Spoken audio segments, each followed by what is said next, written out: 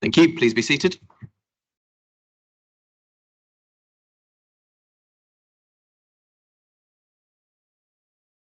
I welcome you to the March meeting of Full Council at Tottenham Town Hall.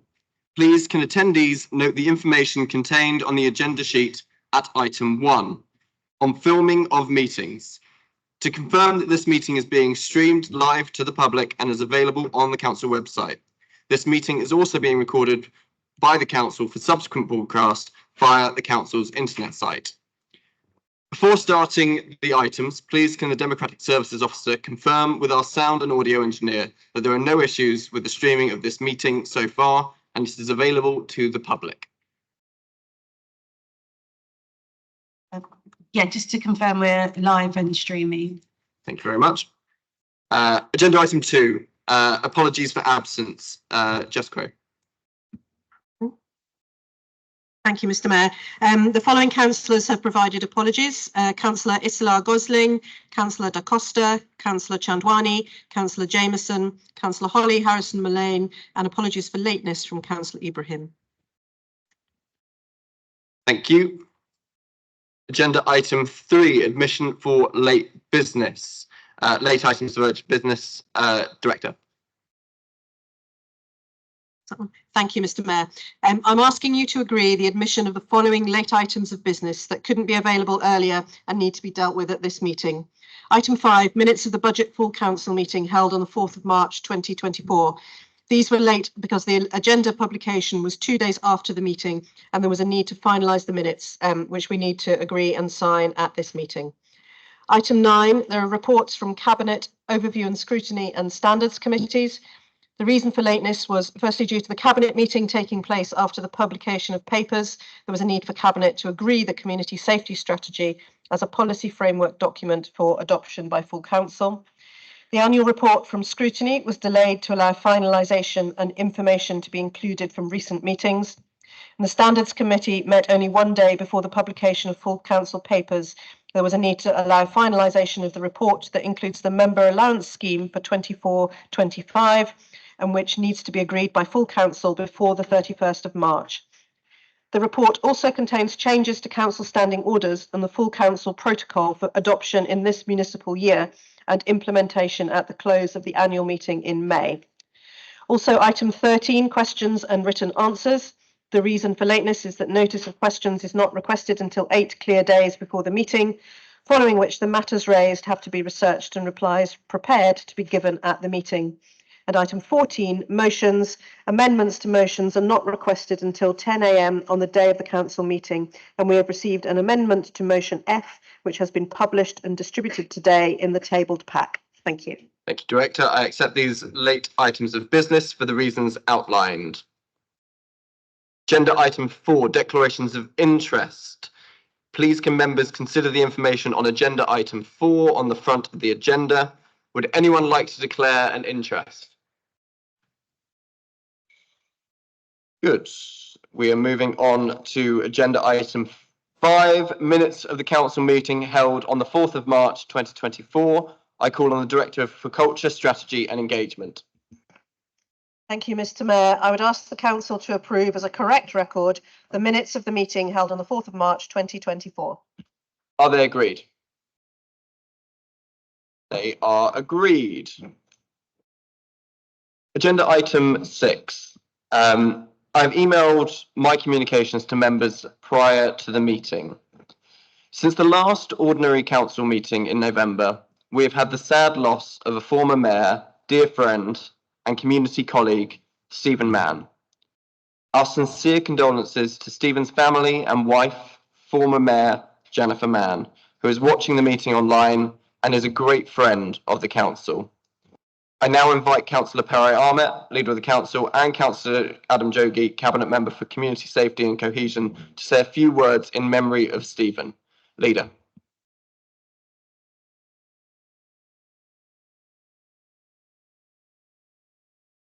Thank you, Mr. Mayor. Tonight I want to pay tribute to Stephen Mann, ex-councillor, Mayor of Haringey, lifelong trade unionist, husband, father, grandfather and friend to so many. Steve was a real working class hero. a North Londoner born and bred, which led to the second biggest love of his life, the first obviously being his wife, Jen, the Arsenal. Steve was a season ticket holder and a major part of the supporters club. Yet, whilst mayor, he diligently attended meetings with Tottenham Hotspur and Spurs players and kept it very, very civil. And that's what kind of a man Steve was. Steve was my ward colleague in Knoll Park.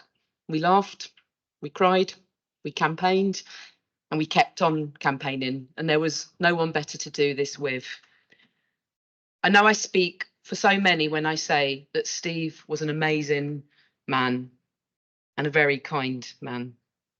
He championed Haringey and was ever present, even when he stopped being mayor and councillor, present at all of our civic events, celebrating all that is great about our wonderful borough. Steve will be very much missed. Long may his memory live on. And our thoughts remain with Jen, Claire, Kevin, and all those who knew and loved him. And just a message to them that they remain a major part of the Haringey family. Thank you. Thank you, Leader. Councillor Jogee. Thank you, Mr. Mayor. I'm very pleased to be able to say a few words about our friend Steve. And as I do, I think of our former colleague Jennifer, his family, his children, grandchildren, and family. He was very much a gentle giant and always willing to offer a hand and a word of advice and support to those around him.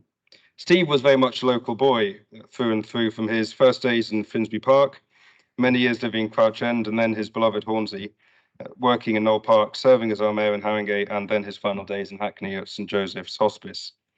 The community flowed through his veins. As the leader says, he was a proud trade unionist. He was a champion and defender of working people all his life and was the very best ambassador of the Labour movement.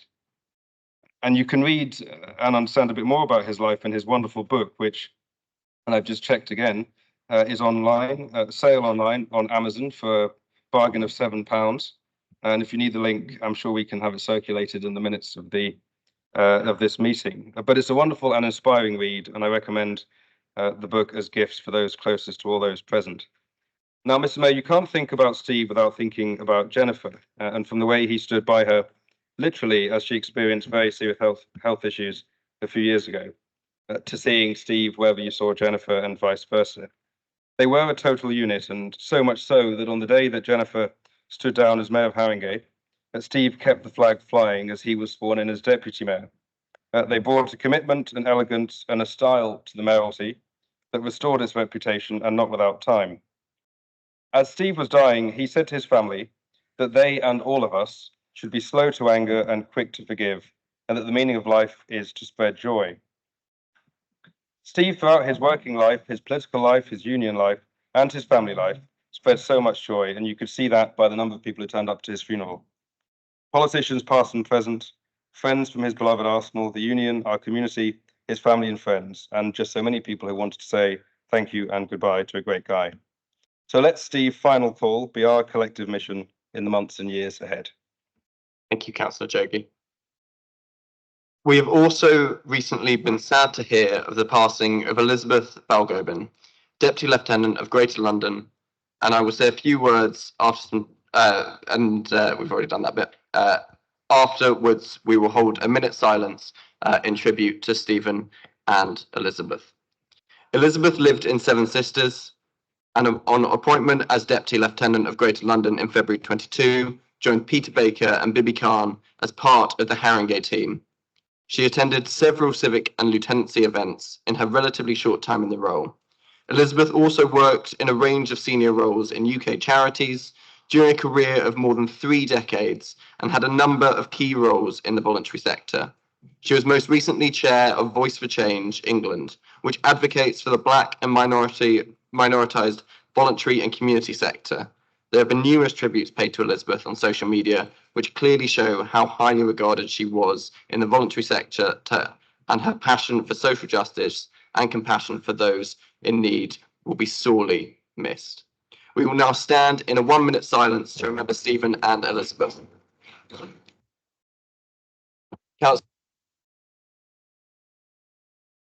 I need to speak to you. because I did inform Aisha about another councillor who passed away at about the same time as Stephen Mann. And it's custom and practice that we should do, no matter if they're not Labour councillors, that we should recognise that's a fact as well. So I'd like to mention that Councillor Brian Salinger, who was a councillor, a Tory councillor in this council, and then he left us and then he went to Barnet and became a councillor there and a future mayor there. And I think we ought to recognise the fact that he's also passed away and was a member of this council. Yeah, we will put that in the minutes. Thank you, Councillor Thank Peacock. you. Thank you.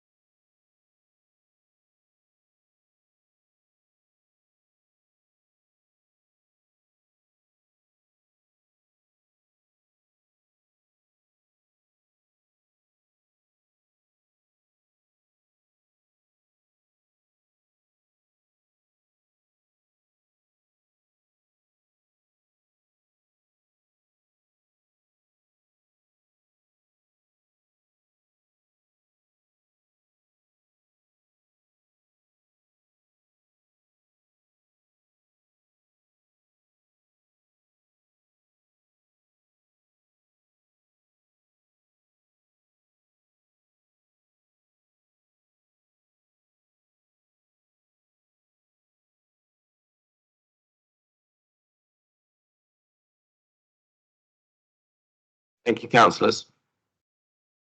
Members of the public. Item 7, I call on the Director of Culture, Strategy and Engagement. Thank you, Mr. Mayor. This is a report of the Chief Executive which seeks the Council's agreement to designate the statutory role of Section 151 officer to Josephine Lysight for the period commencing 1st of April to the 26th of May 2024. This is to cover the intervening period from John Waller's leaving the Council on the 31st of March until Taryn Eves takes up this designation and Director of Finance post on the 27th of May. Thank you. Thank you, Chief Whip. Thank you, Mr. Mayor. I move that the recommendations be agreed. Is that agreed? The Council calendar of meetings for 2024-25 is listed as part of this item and will go forward to the May annual Council meeting as there is a need for further consultation on the final committee dates with political groups and to limit any committee membership clashes. Right. Agenda item 8 to receive the report of the Monitoring Officer and Head Legal Services. Monitoring Officer. Thank you, Mr. Mayor. I have no matters to report.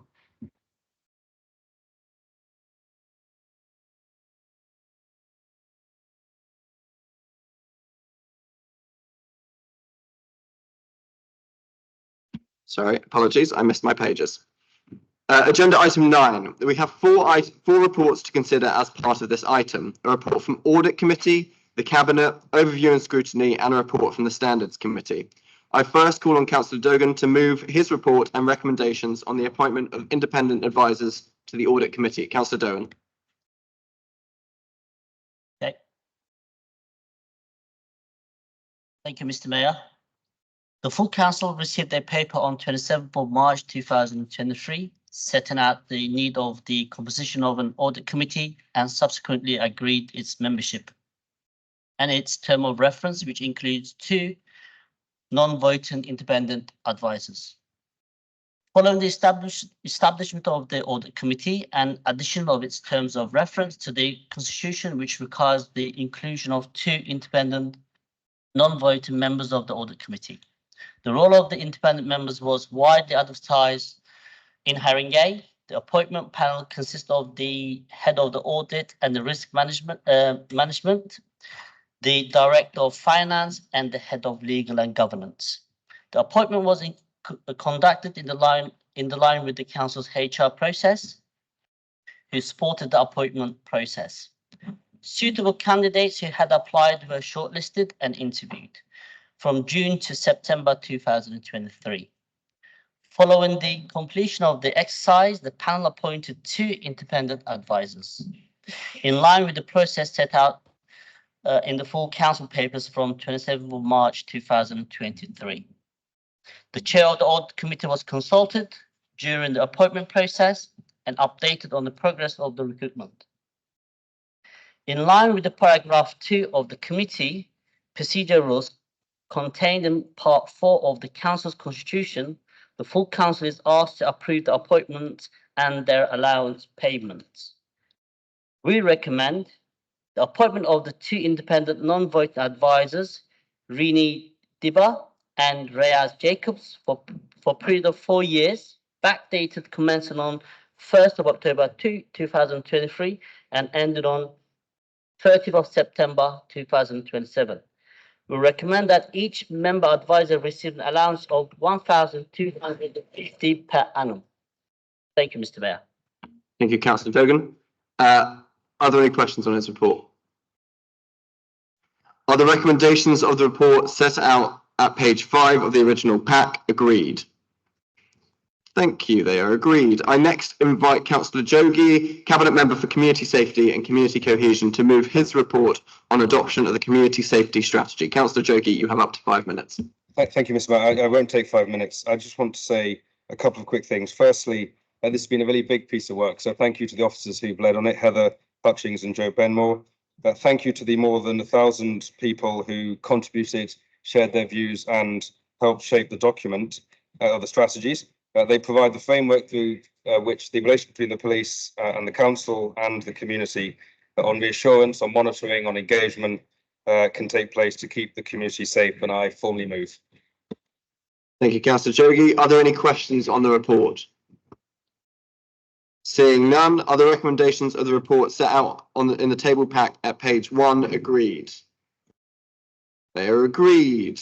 I next invite Councillor White, Chair of Overview and Scrutiny, to introduce his report. Councillor White, you have up to 5 minutes. Thank you, Mr. Mayor. I'm delighted to introduce this report, which gives members an opportunity to take note of the work that the Overview and Scrutiny Committee and the scrutiny panels have been doing over the last year. So the information about the work is detailed in the report, so I won't go through that. I just wanted to mention the hard work that Scrutiny have done on the budget. Obviously, that was a little more work than usual this year because of the very, very difficult task that we've had in passing a balanced budget. And I'm really glad that the detailed scrutiny that we undertook and the recommendations we've made have assisted in the passing earlier this month of a balanced budget this year. Obviously, this is an annual report because this is the last full council meeting before the end of the municipal year, but the work doesn't end here. We're starting on a scrutiny review on the back of the budget of financial planning and financial sustainability. We're coming towards the end of our work on the scrutiny review on the prevention of violence against women and girls. We've been doing site visits. Only today I went with Councillor Worrell and other members of the Housing Planning and Development Scrutiny panel to see some of the fantastic work that's been done in building council homes in the borough. So we're carrying on with our work. And I just want to thank the chairs, the members of the Overview and Scrutiny Committee, all the members of all the panels, and of course the officers, the scrutiny team, for all their work, without which we wouldn't be able to do what we do. Thank you very much. Thank you, Councillor White. Can we please receive the report in the table pack for noting? I next invite Councillor Ali, Chair of Standards, to introduce his report with recommendations of the Members' Allowance Scheme 2024-25 and changes to the Council Standing Orders and Full Council Protocol. Councillor Ali. Thank you, Mr. Mayor. I won't take the full 5 minutes, of course. Just to note the 4 recommendations on page 15, the member scheme allowances for the new financial year 24-25, and also to note the amended standing orders, and also to note that the updated carer form. I do hope those members who have caring duties please take that on board and consider actually claiming. And finally, just to express my thanks to the members of the Constitutional Working Group for their efforts, the majority whip, the minority whip, but also the other members, Councillor Hymas, Councillor Blake and Councillor Rice, for their efforts in reviewing our constitution. Thank you. Thank you, Councillor Ali. Are there any questions on the report? Are the recommendations of the report set out in the supplementary pack at pages 15 and 16 agreed? Fantastic. Item 10, I call on the Cabinet Member for Climate Action and Environment and Transport and Deputy Leader of the Council to talk about the 13th Annual Carbon Report. Councillor Carter, you have up to 5 minutes. Thank you, Chair.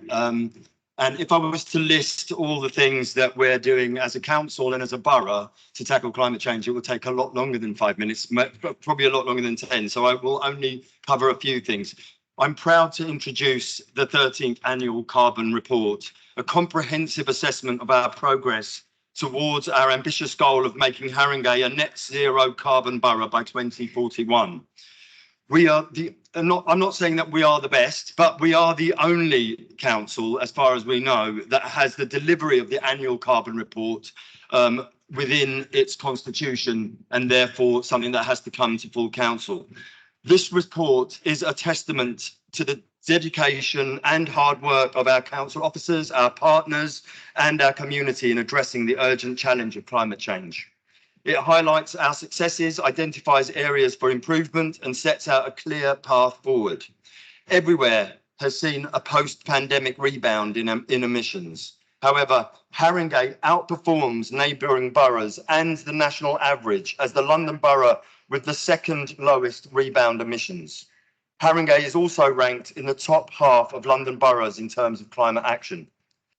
I am pleased to report that we have achieved a 17% reduction in our carbon emissions since 2015. However, we recognise that this is not enough. To reach our 2041 target, we must accelerate our efforts across all sectors.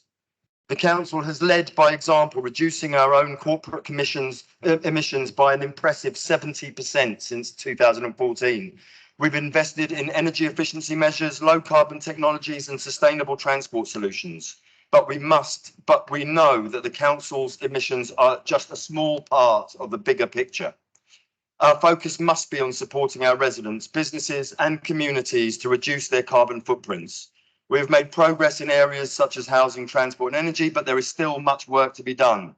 We're proud to announce the launch of the Haringey Climate Partnership, a collaborative body that brings together residents, campaigners, and the council to accelerate change and amplify our ambition. Together, we will review and redraft our climate action plan, ensuring that it reflects the needs and aspirations of our community. As we look to the future, we must build on the momentum. We must engage, empower, and enable our residents to be part of the solution. We must work collaboratively across the council with our partners and with the community. The 13th Annual Carbon Report is not just a document, it's a call to action. It reminds us of the scale and urgency of the challenge we face, but also the power we have to make a difference, especially when we work together. Together, we can create a greener, fairer, and more sustainable Haringey for generations to come. Thank you.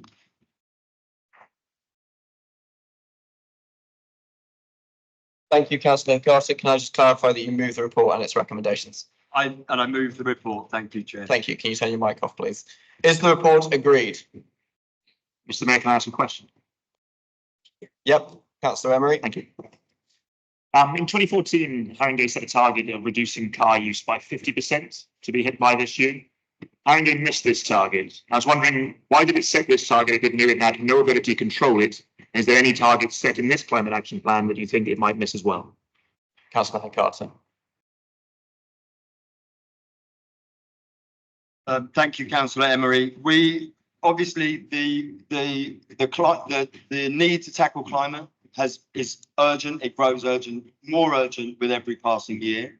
Haringey actually beat its 2021 target in reducing emissions, but in terms of the borough, and that 2014 aim was for the whole borough.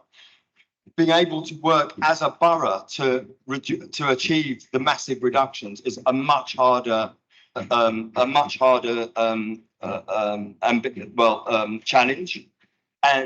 But we have managed to move exceptionally well. And like I said, we are in terms of the rebound from 2021, we are the second lowest rebound borough in the country. So we are working as fast and as hard as we can. We're working closer every year with our residents. So we will be seeing more and more emissions reductions at greater pace and at greater scale in the years to come, and in the months and years to come, I should say.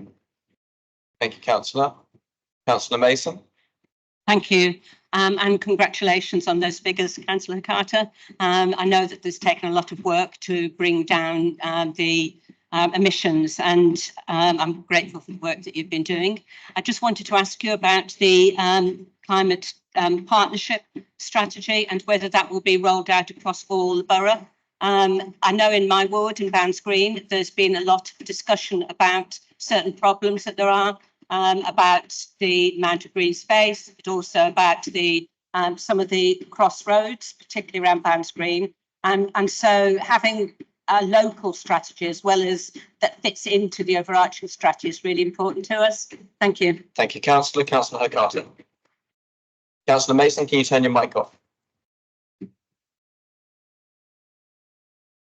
Thank you, Councillor Mason, and thank you for the support in terms of what we're doing to reduce emissions. Absolutely, the Haringey Climate Partnership, which is a unique and groundbreaking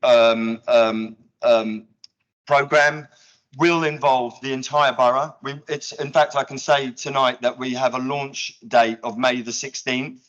And that will be a hybrid meeting. We'll be looking to engage as many people as possible. That we're doing a lot of comms on this so that we can reach out to as many people. We've got so many local people across the borough, east to west, who are involved in micro actions and small programs, projects locally. We want to bring everybody together, and we want to see exactly by leading on what the community's priorities are and mixing that with the council's priorities. But absolutely, we'll be listening to that, and I'll make sure, please look out for communications on the launch. Thanks. Thank you, Councillor Carter. Is this report agreed? Thank you. Agenda item 11, Haringey debate. To remind members of the process, I will introduce the debate and I will then invite the guest speakers to both speak for 5 minutes each and a total of 10 minutes. We will show a short video for 1.5 minutes associated with the debate. We will then start the debate. The Cabinet member will respond to the debate and I will make some closing remarks. So it gives me great pleasure to introduce this debate, celebrating Haringey through sport and the arts. With the constitutional changes that we have just passed, this will be the final mayoral debate. And when I came up with this, I had not planned for the debate to coincide with the Borough of Culture, but it is truly a testament to Haringey that we won in 2027, and I am envious of whoever gets to be mayor in 2027. Thank you very much.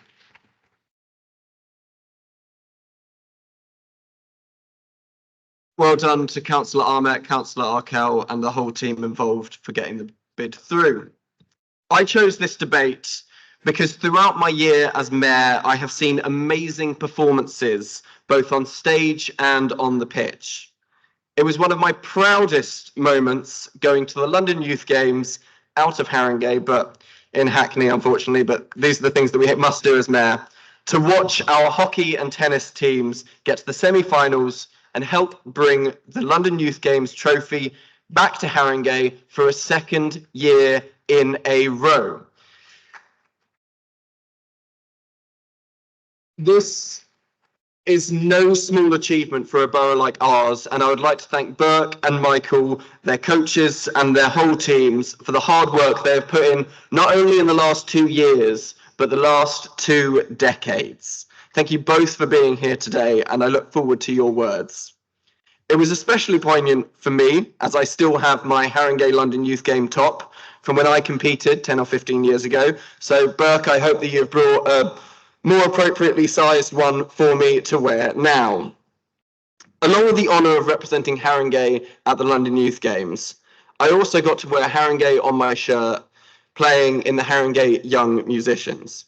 Now, while my oboe playing skills might not be as up to scratch as my squash, to be able to pick an instrument from what seemed like an endless list at the age of 11 was quite the dream that Haringey gave me.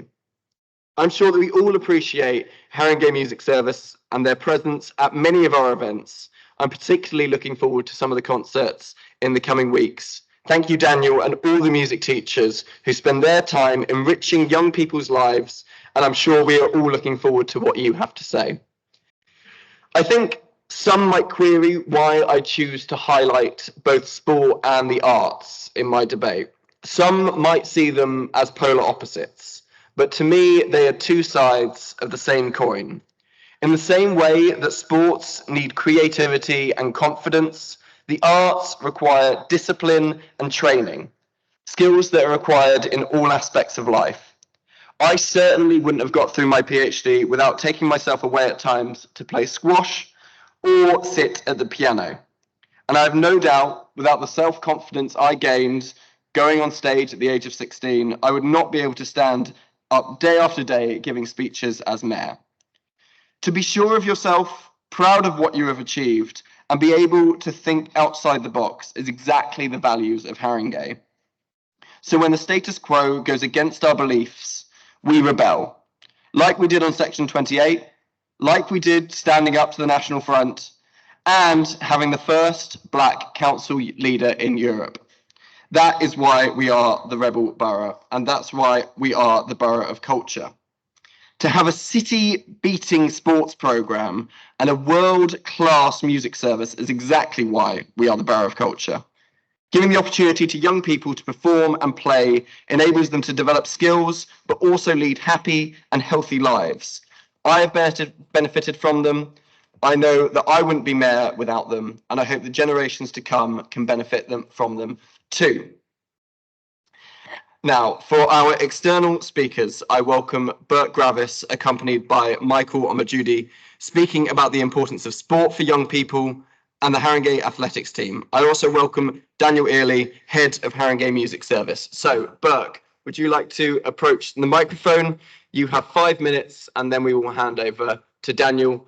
There are timers up here. I'm not sure if you can see them from there, but that will give you an indication. I'll prompt you whenever you're ready. Good evening, councillors. For me, it's a bit like Back to the Future. I seem to have been here forever.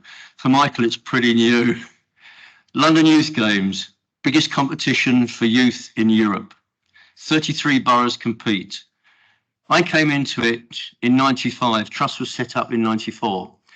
And we entered 6 teams and we came 31st. I was quite lucky we didn't come bottom. And my view is always that we build from foundation upwards. I'm not here to win trophies just for the sake of it and say, aren't we wonderful? We have to have a foundation. Without a foundation, you haven't got a future, certainly in sport, and I think that goes generally in life. And then to fast forward, in 2013, we hit the top 10. And it was just amazing. And Michael used to say to me, can we win this competition? My answer always is, never say never. And then in 2019, we came second. And I mean, we went ballistic. We were happy. And the way we work with the youngsters is that we don't have many clubs. We're not going to clubs where the kids are already competing. We have to sport develop the programme. And we do that from the foundation. And it's simple sports, good old-fashioned development. And over the years, that's what we've applied. And where we've got the clubs, we help them find funding, help their coaches, and just support them. Now, where we don't, we work with the clubs, satellite clubs. And the schools are fantastic. They've got their own issues, so we know they need funding and we write the bids. And Tottenham Grammar School have been amazing. So from there, when we came second, the pandemic hit and it really hurt. Then in last year, we won it. Now, Michael, I wasn't in the final. I don't go to the competitions. There's my eyes and voice. He speaks for me. If he makes a mess, I take the can. We've won it. This year, we won back to back. Now, what's happened is with the London boroughs, Only 5 boroughs had ever won the competition up until then. We became the 6th. Only 3 boroughs had ever won it more than once. We're one of them. A lot of the boroughs, like inner city London boroughs, didn't think they had a chance. They're now back into the games because they see we can do it. Haringey has done it. So Haringey is now showing and bringing other boroughs back. And all of them now already paid their subscription early. They're back in the games. So that's what Haringey youngsters have achieved.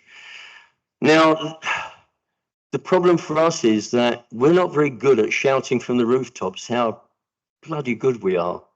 You know, we've got this culture award has come through. I saw Merton on television saying that they were the borough for sport. Don't want to worry them, but we've been the borough for sport for years. It's just we're not good at telling people. And also last year, some of our teams met you guys. This year, Islington came 16th and celebrated in the town hall. Bromley came 6th and they're still hurting. And they celebrated. What did we do in Haringey? The mayor will tell you nothing.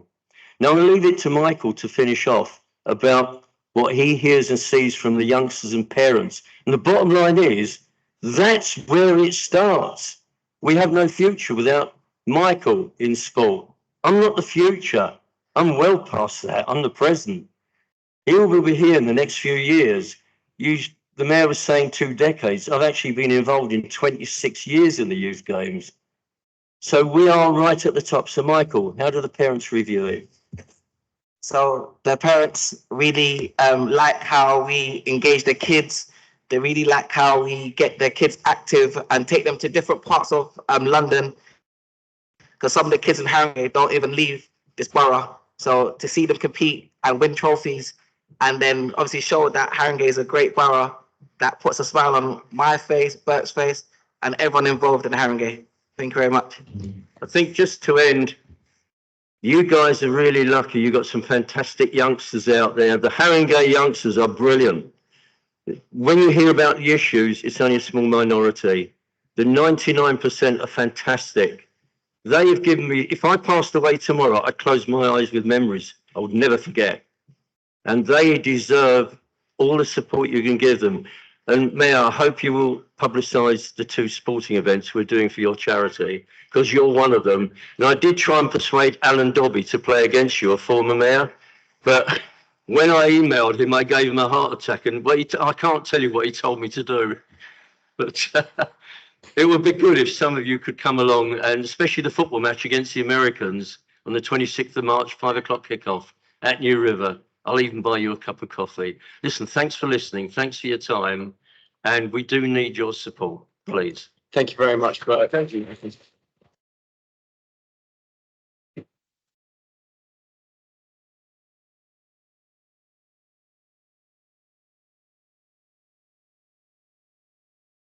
Daniel, whenever you're ready. Thank you. Can I just echo that we do have amazing young people in the borough. The foundation of extracurricular activities is indeed the curriculum in schools, and which applies to all children. And it starts with broad and balanced, and it ends in the foundation subject that music is for all of our children, and it should be taught in a rigorous way like other subjects. Music is truly unique. Think about the role music plays in your life, maybe your favourite film, at a wedding, a cultural event. And because music is so unique, it's supported in a unique way, and that's through music hubs. And music hubs are a collection of organisations that work together in a joined up way to provide music opportunities for young people. And I'm really proud to say that in this period, Haringey Music Services worked with 100% of our schools and settings in the borough.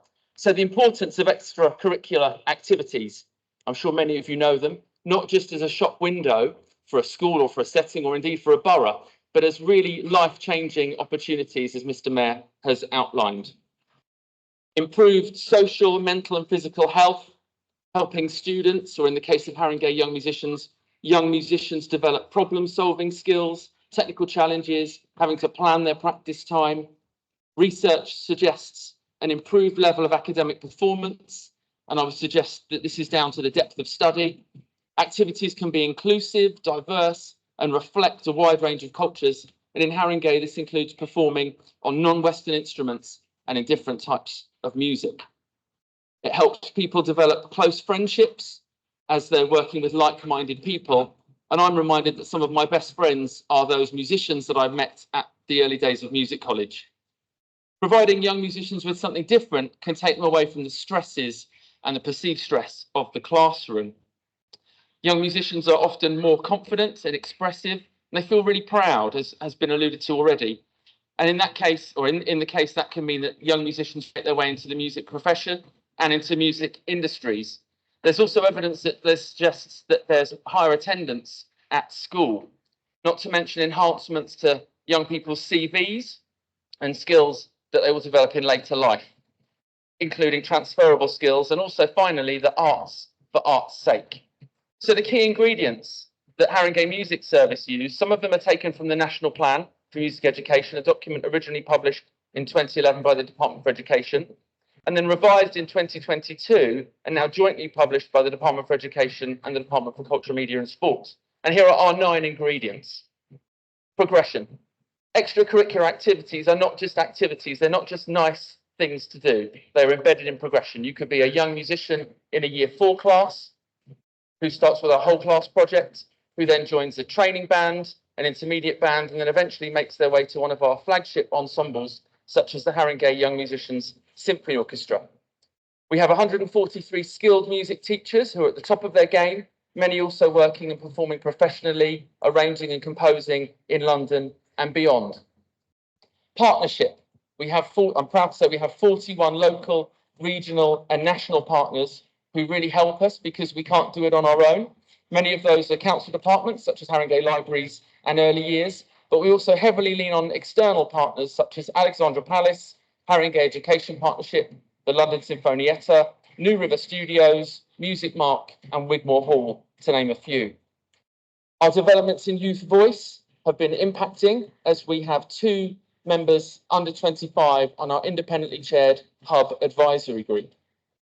And we are a listening service, a key musical skill. We have excellent organisational support, and this enables us to take our young musicians on tour. Last year they visited Sardinia, and this year, in just a few weeks' time, they will be off to Hungary. But we've got specialist equipment, which we can't expect our schools to have. And most importantly, we support families that need that financial help with subsidies for music lessons, instrument hire, and attendance at free ensembles. We have music making opportunities all over the borough at what we call Haringey Young Musicians Hornsey, Haringey Young Musicians Tottenham, based at Duke's Aldridge Academy, at Alexandra Palace, the home of Haringey Vox at Chestnuts Community Centre, and our Steel Pan Hub at Holy Trinity. The final thing is access. And access comes into 2 parts. It comes into part 1, the one bus policy, where our provision is based on 1 bus wherever you are in the borough. And part 2 is our creative approaches to music making, including our partnerships with the Haringey Library Service. So in summary, extracurricular activities provide vital pathways for enriching our young musicians across Haringey, and I'd welcome members to attend any of our concerts, all published on the website. Thank you very much.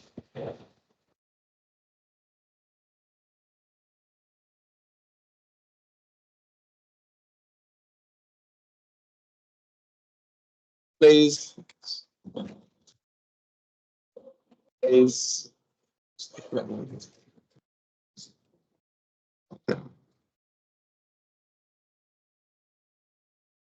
Thank you, security.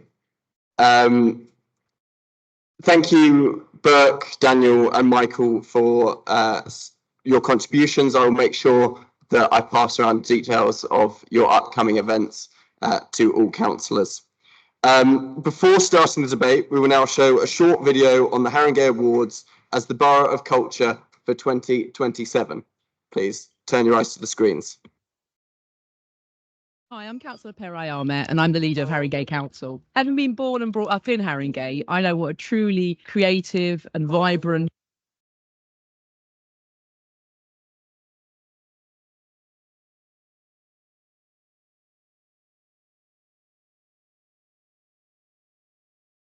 As chair of the meeting, I call on the person causing disturbance and interrupting the proceedings to cease. If the disturbance continues, After 2 warnings, in accordance with Council Standing Order 223.2, I will call for the area of the meeting to be cleared. Please, can the member of public?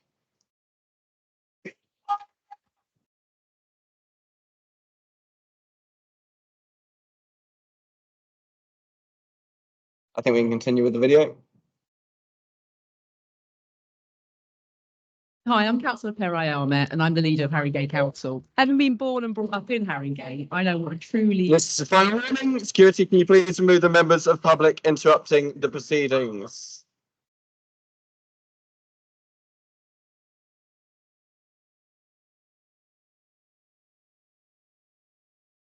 Fun?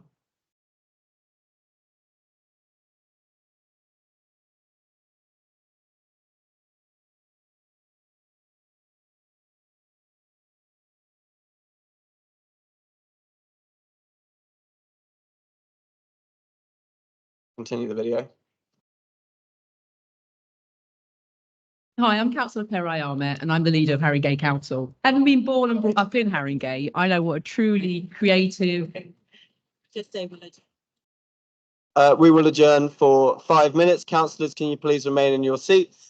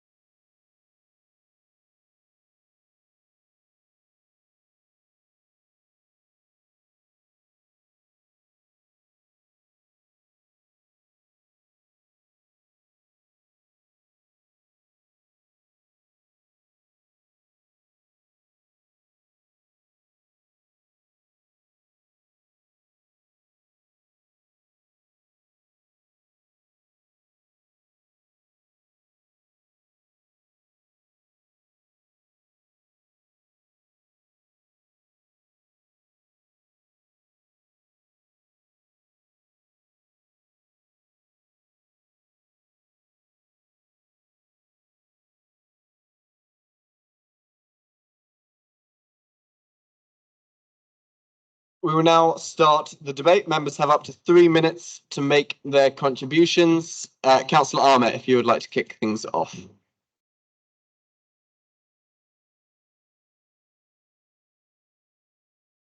Thank you, Mr. Mayor. Before I start, I actually want to make a point, and that's for everyone here in this room, that no member should feel intimidated and harassed and threatened whilst carrying out their duties as elected members. And however strongly anyone feels about a cause, directing it at people who have nothing to do with it is just simply not on. And I just really want to send a message. This council will not tolerate that type of violent behaviour. Okay, and I want to make that abundantly clear.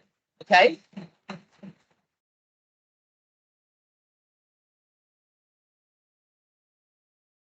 And that's where the rebel aspect comes in. Mr. Mayor, need I really say more? It's an incredible moment for us to win London Borough of Culture in 2027, and we are so proud of our newly claimed title of Rebel Borough. We have been labelled many things over the years, but this title sums up the very best essence of Haringey and the thriving culture and talent our borough is home to today. We will wear this title with pride as we head towards planning and hosting this fantastic year together with all residents. And this win couldn't have come at a more poignant time. Austerity has decimated arts and culture across the UK, with funding slashed, clubs closed, cultural hubs, arts institutions and creative spaces slimmed down to the bone. The Tories callously labelling arts degrees as dead-end courses and vilifying those who want to aspire and grow their talents, passions and creativity. Culture and creativity have always played a core part in all of our communities. Growing up in Haringey, I was lucky to experience the brilliance, energy and talent that has been emerging from our borough, from Bernie Grant's Art Centre, Ali Pali, Tottenham Hotspur, Jackson's Lane, the list goes on and on. This win allows us to showcase this and ensure that everyone of all ages and backgrounds can access activities and opportunities and play a part in this fantastic year. This vital £1.3 million specifically for funding a year of events in 2027 will allow us to do exactly that at a time when people's pockets are squeezed and our budgets are under pressure. And we must say thank you to our Labour Mayor, Sadiq Khan, and the GLA for making this possible, recognising our talent and giving us this opportunity to show London and the world our rebel side. I'm incredibly grateful for the work our culture team, our new assistant directors, Kevin Farp and Yamin Chowdhury, Director Jess Crow, and of course our fantastic cabinet lead, Emily Arkell, who have steered us towards this success and firmly put us on the map as a borough to be reckoned with. And I think they've left after the disruption, but I wanted to say it's great to hear from Bert Bravis from our London Youth Games team, who has led our young people to victory for 2 consecutive years. And we are all rooting for them to reclaim the title this year. No pressure on them at all. And Daniel Early, who's still here, okay, who has been a key figure in Haringey for many years and whose team in the Haringey Music Service has helped to capture young talent and nurture it into confidence and passion. So I really look forward to this debate today, to hear some of the stories, listen to some of our community's successes and to start our exciting journey to 2027, where we will host the most rebellious year, which everyone in our rebel borough will enjoy and remember for years to come. Thank you. Thank you, Leader. Using Mayor's discretion, I did extend the time given the introduction to your comments. Councillor Emery. Thank you, Mr. Mayor. Before I start, I'd like to say I don't quite see what was violent about what I just saw those residents doing. Regardless of whether you agree with them or not, I personally see the right to protest as a right. Point of order. Point of order, please. One of our officers was threatened yesterday outside the council offices. The fact that you don't feel threatened by anything is absolutely wonderful for you. But it's really, really not very respectful to those that do. And it maybe have to put up with more than you do, okay? So I'd like you to apologise, please. I didn't see anybody threatening the officers, but if they were, then obviously that's unacceptable behaviour. Again, I'm not sure if that's what you were referring to and referred to that. Okay. Given the themes of everything that's gone on, let's please get back to the debate and celebrate Haringey rather than divide it. We can reset the time, and Councillor Emery, you can begin from your. Thank you, Mr. Mayor. Our part of London has creativity bursting out of it, especially Highgate, the place where I represent. For starters, just look at the people who've chosen it to make it their homes. Whether that's director Christopher Nolan, singer Liam Gallagher, or Graham Chapman and Terry Jones of Monty Python fame. More than that, though, is the thriving scene that exists on the ground. Jackson's Lane Arts Centre is coming up to its 50th anniversary, an absolute innovator that's a perfect place to capture emerging talent. The centre was also one of the groups that was heavily campaigned against the plan to widen the A1. I'm not sure how that campaign ever got off the ground in the first place, but thankfully it was stopped by the great people living in Highgate at the time, and I look forward to attending the events celebrating the centre's upcoming birthday. Another venue I'd like to highlight is upstairs the Gatehouse. The award-winning theatre has been managed for 25 years now by John and Katie Plews, but in a very exciting change, the creative reins have been passed over to a couple in their 20s. A brilliant example of how young creative talent can be nurtured. Across the country, though, that is a rare thing. As an example of how difficult it can be, half of UK musicians earn under £14,000. Participation in creative fields of school has dropped by 50% in some areas. This is a particularly shocking statistic, as we know, from research released by the Education Policy Institute a few weeks ago. But in attending extracurricular clubs during secondary school is associated with a range of positive outcomes when young people are in their early 20s. Students who attend clubs have a higher probability of progressing to higher education and being in employment. The research also finds an association between attending some types of clubs and self-reported poorer health as a young adult. That's why the London Liberal Democrats, fronted by Holborn and Pancras PPC Charlie Clinton, have come up with a plan to help. That involves restoration of funding for education, removing barriers to musicians touring the EU, and, most importantly, a levy on large venue ticket sales to fund grassroots venues. We'll be campaigning on this idea heavily, and we look forward to having some support for the idea. Our creative arts are so vitally important to us. They unify us in a way that nothing else can. And with times across the world as they are now, we need unity more than anything. Thank you.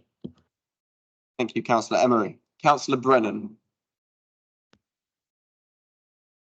I'm delighted that Haringey Council has won the bid to become London Borough of Culture for 2027.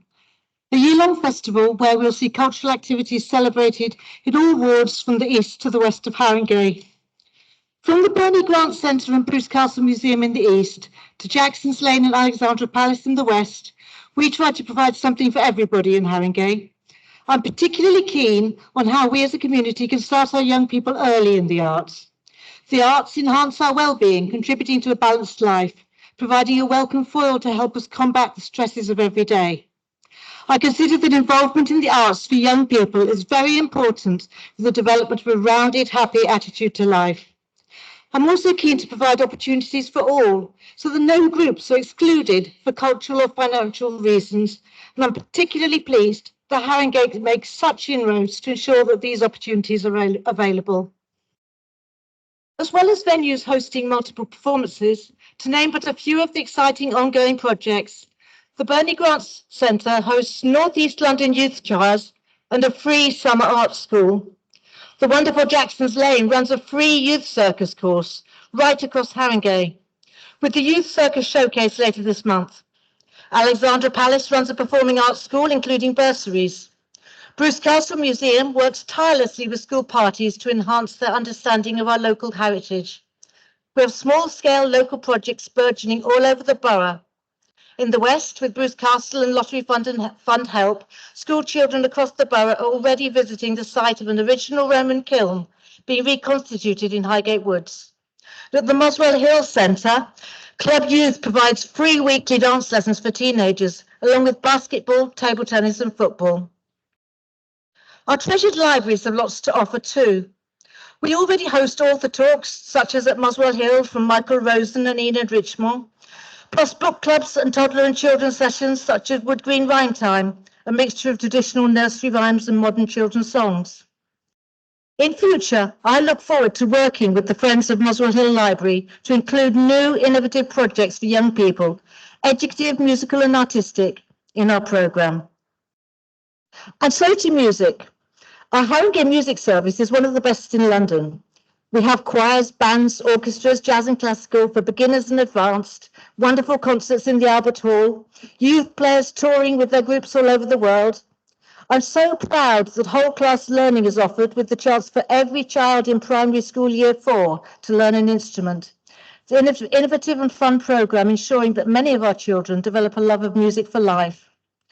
I'm pleased that the Music Service funds individual lessons where needed, so no child has to miss out. Overall, in a time of budget austerity, we should be very proud. Well done, Haringey. Thank you, Councillor. Councillor Rossetti.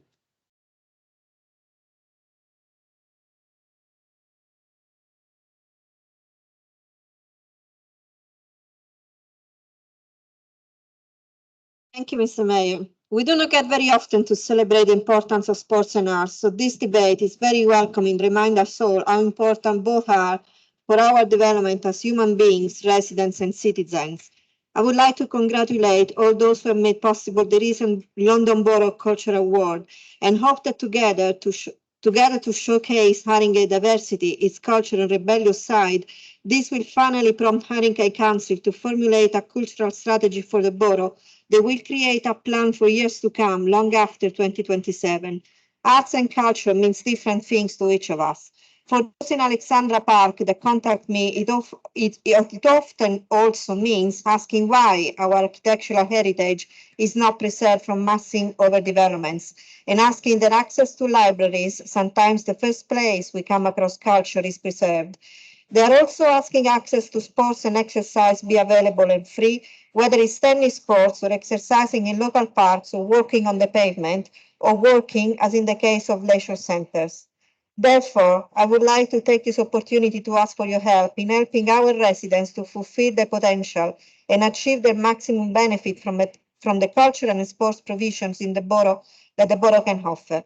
While I appreciate the planning enforcement is discretionary, I would ask that we are committed to preserve our cultural heritage and enforce breaches related to modern materials, raised or built, that are out of characters in our conservation areas. I would like to ask that library services are not reduced and continue to provide the same level of access to books, music and community events. I would ask that tennis court access are kept free and parks and pavement accessible, minimizing the damage and impact from overbearing events and pavement parking.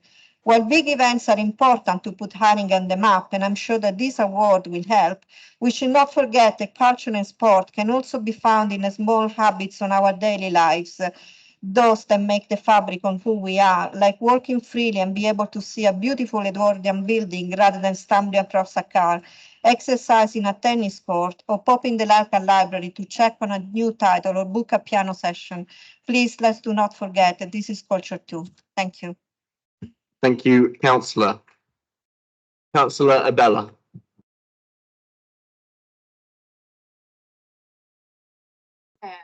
Last year, led by my colleague, Councillor Gunes, I was among a group of councillors who conducted a scrutiny review of young people's participation in physical activity in Haringey. And it was a really wonderful experience. We heard from many voluntary organisations, council officers who spend their time making sure that young people in our borough have a fantastic access to sports provision. But what really struck me about this experience was that expert after expert who came to speak to us told us that our young people aren't moving enough. Sport England told us that only 45% of young people in London do 60 minutes of activity a day, a figure that is even lower here in Haringey, according to a 2022 questionnaire. And across the country, far fewer girls than boys meet the National Medical Officer's weekly physical activity recommendations, a difference that is even more stark when you isolate the figures for girls from BAME backgrounds. And so while today we rightly celebrate Haringey's 2 back-to-back victories in the London Youth Games, and thank Burke and Michael, who unfortunately are no longer here to hear this, for giving our youngsters this fantastic opportunity, let's not forget that there's still a mountain left to climb to widen youth access to sport. Of course, we're not shying away from this challenge as a council. Our holiday activities programme provides children eligible for preschool meals with free access to basketball, badminton, volleyball and a host of other sports. We've supported the Junior Park Run in Priory Park and co-funded Pedal Power, a cycling club for people of all ages with learning disabilities. With 25 school streets already and more on the way, we're encouraging parents to walk their children to school. And by taking the courageous step, bringing our leisure services in-house, we will ensure young people across the borough can access high-quality gyms and pools. And where this government has failed by not guaranteeing equal access to school sports to girls, a policy a future Labour government would reverse, Haringey's voluntary organisations have stepped up, with the Selby Trust offering a popular girls' boxing class, and in my ward, the London Mets becoming just one of 7 clubs offering baseball training to young women. So to every young person in Haringey, look through the free and accessibly priced sports activities on the council website. There's so much available to you because this isn't just the borough of culture, it's also a borough of sport.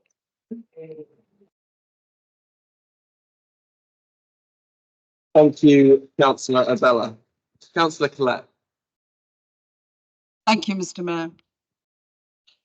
My congratulations to the officers and members involved in Haringey becoming Borough of Culture, the Rebel Borough. I like that. We have the largest number of creatives resident in one borough. We need to make sure that this is the case for the next generation. I'm delighted at the appointment of our culture and creativity ADs. We're in safe and innovative hands. A rounded and inclusive youth programme that reaches those hardest to engage, utilising as many community spaces as possible across the borough is important. The Library Lates model is an excellent example of how this can be achieved. Youth arts creates genuine and lasting links amongst our residents. Collaborative work allows young people to find common ground and develops genuine community cohesion. Extracurricular provision for rising talent in the face of a restrictive school curricula is imperative. In an increasingly competitive arts market, our young people need to stand out, to have that gem of individuality and leadership. Talent pipelines are the way forward, and we have 3 great theatre spaces. Theatre is that gateway drug to the creative arts and all those careers that branch from it. The Mayor's Youth Takeover Day was excellent. It should be expanded to our creative spaces, engaging young people in all of the creative and technical disciplines. Alexandra Palace's Creative Learning Programme with youth companies, Creative Network and BiblioBuzz are all great assets for this borough. Haringey Youth Music is the jewel in our crown. Although I do wish we could see more classical music provision offered in the east of the borough. It's great to see that the brilliant creative composition, Haringey Vox and Vox Junior are not fee-paying, an important factor in the present economic climate. Inclusion should be at the heart of all that we do. Haringey Shed and the Chaos Choir are exemplary as is the work of the Bernie Grant Arts Centre, winners of this year's Offie for Inclusion with High Times and Dirty Monsters.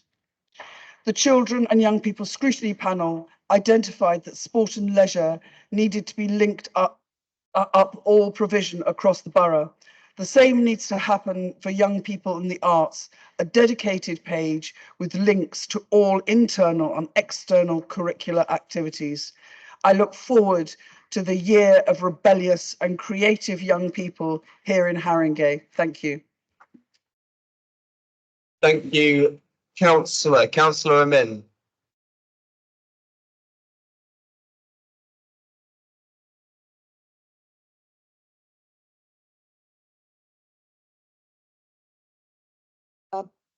I thought I'd just take you back a little bit to nearly 4 years ago on the 23rd of March in 2020, when the first lockdown was introduced. We couldn't mix with our other homes, families and loved ones, and we found ourselves isolated from everyone we knew. The closing of schools and youth centres had a devastating impact on our children and young people. At the time, we also had the rise of social media, Instagrams, Facebooks, TikToks, dare I say, the internet sucks the energy and time of young people, breeding stress, anxiety and fear. The majority of our children and young people were seriously affected by this, so the services we provided and are providing are incredibly crucial. That is why now, with the economy in such a mess, we need all the services that were mentioned by my colleagues earlier, because they open doors for young people rather than close them.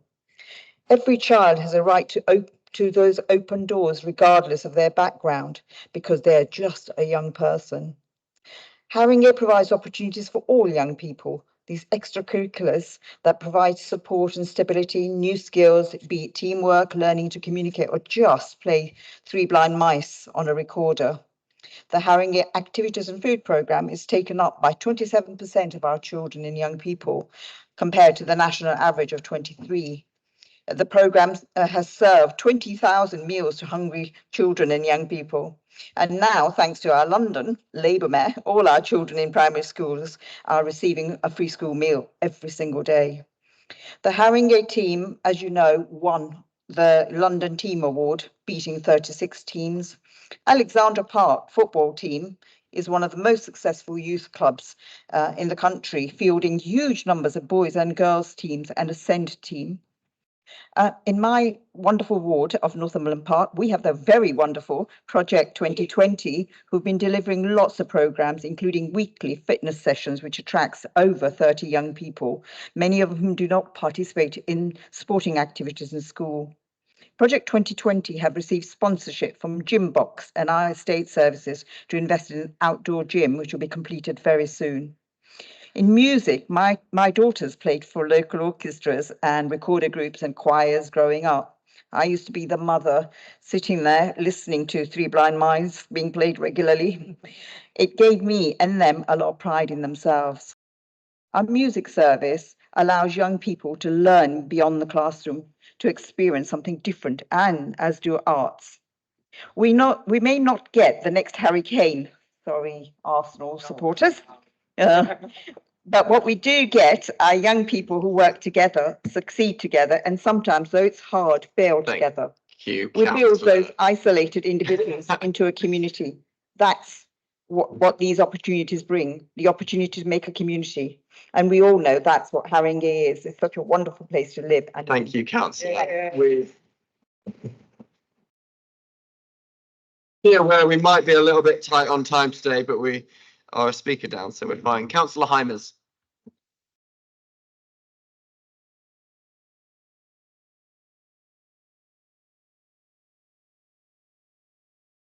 Shortly after I was elected in 2022, I knocked on every door on the soon-to-be renamed Larose Lane. I spoke with residents about who John Larose was, how he had established the Caribbean artist movement, giving a much-needed platform to a generation of young Black artists and intellectuals. Part of his legacy New Beacon Books in Stroud Green, is the only remaining independent Black publishing and bookselling entity, and it continues to preserve the writings and contributions of marginalised people for generations to come. And it was John La Rose who said that the deliberate withholding of information from generation to generation is a tactic with a long history to deny oppressed communities a sense of their own culture, history, and politics. When I speak to the LGBTQ community in Haringey, I tell them about the outpouring of creativity that came with the resistance to Thatcher's homophobic Section 28. It's worth remembering that the spark for that repressive campaign of anti-gay hate was a children's book, Jenny Lives with Eric and Martin, that depicted a gay family relationship. But that's why we are so fortunate to have the archives at Bruce Castle Museum. And I was delighted to join the Mayor to talk about Haringey's pioneering gay and lesbian unit, as well as the parallels with the rising anti-trans hatred that we see today. When we support and invest in the arts in Haringey, we are protecting the identity and the culture of groups that the Conservative government would prefer to be forgotten. Across England, we are seeing, according to research by the Performing Arts Union Equity, austerity has meant that councils are spending 40% less on arts per person than they did in 2010. In Haringey, we are also seeing an alarming trend of live music venues threatened with closure due to rising costs, like the Post Bar in Tottenham, which is currently crowdfunding for its survival. That's why our designation as the 2027 London Borough of Culture, Haringey, the Rebel Borough, is so important. It's our history of resistance, of joy in the face of adversity, and we're gifting that to our young people today. So in that vein, I wanted to finish with a short extract from a poem by Linton Kwesi Johnson, who I saw at Bernie Grant Arts Centre a few years ago, called Beacon of Hope, that's dedicated to John La Rose. Welcome, nocturnal friend, I name you Beacon of Hope. Tonight, fear fades to oblivion as you guide us beyond the stars to a new horizon. Tomorrow, a stranger will enter my hut, my cave, my cool cavern of gloom. I will give him bread. He will bring good news from afar. I will give him water, and he will bring a gift of light. Thank you.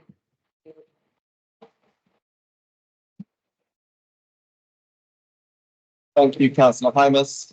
That concludes the debate, and I call on the Cabinet Member for Culture, Communities and Leisure to close the debate. Thank you, Mr. Mayor.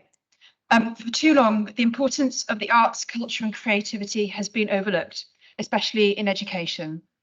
We know the importance of the arts, culture and sport, and the need to be at the front and centre of the offer we have to make to children and young people here in Haringey. Access to these activities is important for people's well-being, as well as the immeasurable benefits that people gain. Our goal is to ensure these sectors are open to everyone by breaking down barriers to opportunity and unlocking talent, especially in children and young people. I want to thank Bert Gravis from the London Youth Games, who unfortunately has left, and Daniel Early from the Haringey Music Service for all the work that they do, contributing to supporting our young people in sporting and musical activities. Here in Haringey, we are very proud of our rich cultural history as radical activists, as well as our cultural diversity and the warm welcome our borough has provided to many communities from around the world, giving us global artistic connections and buzzing grassroots community culture from music, dance and poetry to food, fashion and design. We have big ambitions to put culture and creativity at the heart of everything we do as a council. And winning the title of London Borough of Culture very early on Monday morning as the Rebel Borough is a major step forward in making this a reality. We plan on bringing culture to every corner of our borough and are excited to demonstrate everything we have to offer on a massive stage. I'd like to thank everyone who has helped make our bid a success and look forward to delivering a year of arts, creativity, music, culture and much more. Alongside all of this exciting work, we are also insourcing our leisure services on the 2nd of October, a date that's etched on my mind. By bringing our leisure service back under democratically accountable control, we will provide services and classes that residents want and join up activities in leisure centres with programmes of activity in many of our Green Flag award-winning parks and green spaces across the borough. This is an opportunity for residents to participate in leisure and wellbeing and ensure all of the many cultural and leisure assets held within the public realm are celebrated by as wide and a diverse group of residents as possible. Thank you. Thank you, Councillor Arkell, and thank you for all the contributions from all sides, and thank you, Daniel, Burke and Michael. Burke and Michael have left. Daniel, you are welcome to stay for the rest of the meeting, but please do not feel obliged to. Moving on to agenda item 12, deputations and petitions. We have received a deputation from Jim Edwards requesting Haringey become a plant-based council. Jim Edwards is accompanied by Philippa Stock, Ruby Slay and Billy Nichols. Mr. Edwards, would you please come forward to the microphone? You have 5 minutes to make your representation. Timer is on the screen.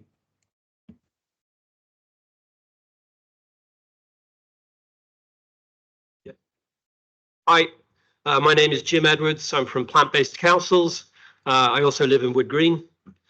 In March 2021, 3 years ago, Haringey Council promised to get to net zero by 2027 in its climate action plan. Part of that plan was, quote, to develop policies around the promotion of vegetarian and vegan food in order to mitigate the greenhouse gas emissions caused by animal agriculture. In March 2023, a year ago, I spoke at a full council meeting. You might remember that one. It was at Alexandra Palace. It was really cold and you were all wearing coats.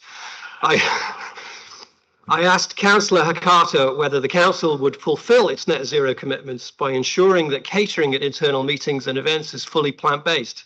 Whilst Councillor Hakata and others showed support for plant-based internal catering, it is unclear whether any steps were actually taken to implement it. Meanwhile, 2023 was the hottest year on record.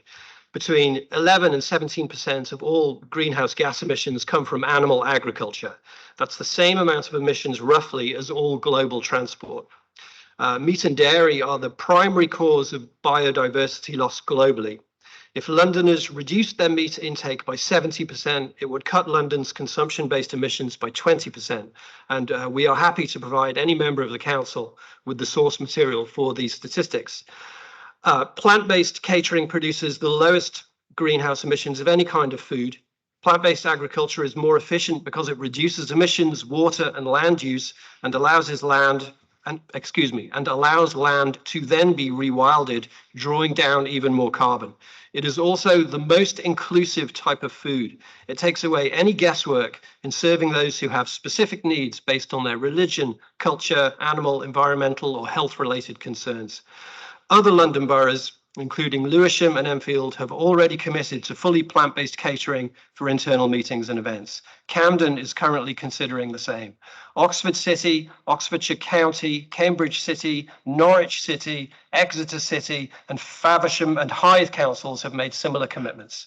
So we are asking Haringey to fulfil the commitment that you made in 2021 and commit to plant-based catering. Thank you. Thank you, Mr. Edwards. Are there any questions from councillors for the deputation? Seeing none, I call on the Cabinet Member for Climate Action, Environment and Transport and Deputy Leader of the Council, Councillor Hakata. Please respond. You have 5 minutes. Thanks for your deputation, Jim. And yeah, I do remember that meeting. I don't think I'll ever forget it. And thank you for your resilience for actually being able to sit through that meeting as well and give the deputation then. Haringey Council is committed to addressing the climate emergency and achieving our ambitious net zero targets as outlined in our climate change action plan. We've set a challenging goal for the council to be net zero by 2027 and for the borough as a whole by 2041. Transitioning away from energy intensive disposable materials to more sustainable alternatives is a crucial aspect of this effort. We want to focus on reduction as part of a just transition. Our aim is to develop comprehensive guidance on sustainable food and drink for the council, emphasising the importance of reducing overall consumption and waste.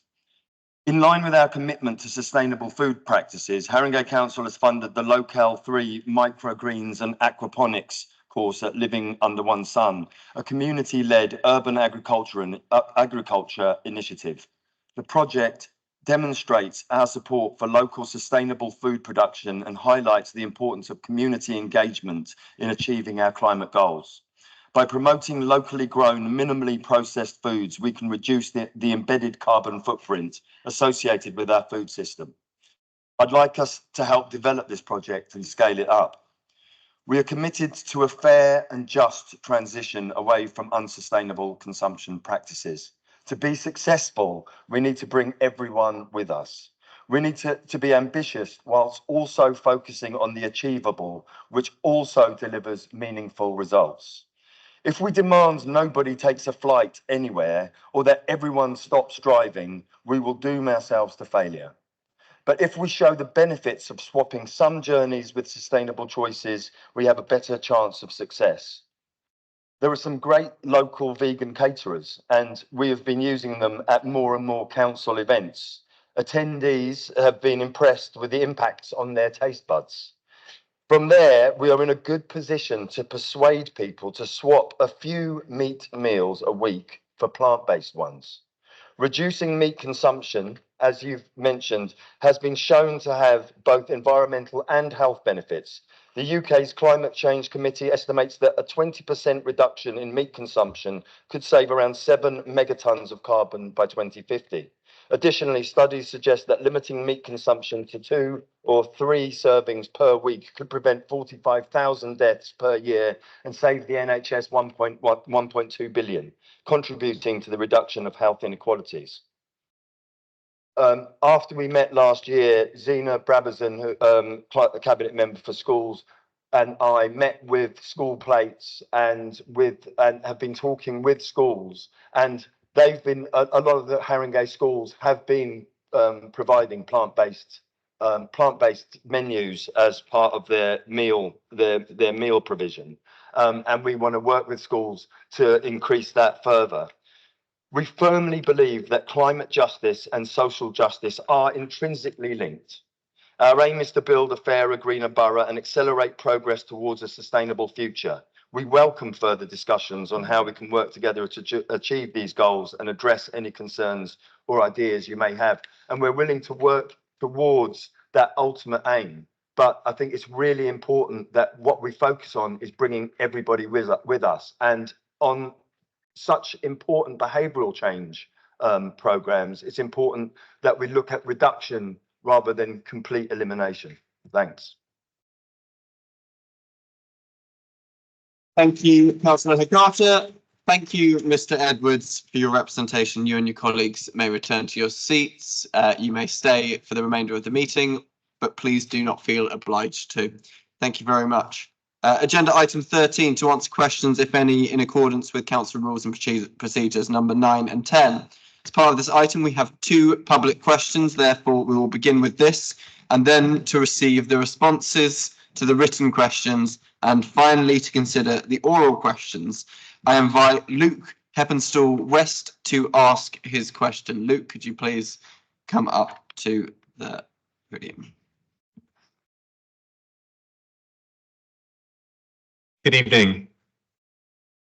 Does Haringey Council recognise that there is substantial evidence from citizens' advice, the Children's Society and policy and practice that using private enforcement agents can have a significantly negative impact on residents via A, adding additional debts to those who are already struggling to pay, B, increased stress because of harassment and intimidation, and C, significant likelihood of the instructed bailiffs acting outside of the rules which govern their behaviour? Cabinet Member.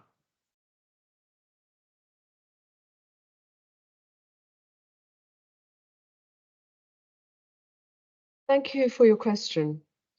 Let us be very clear.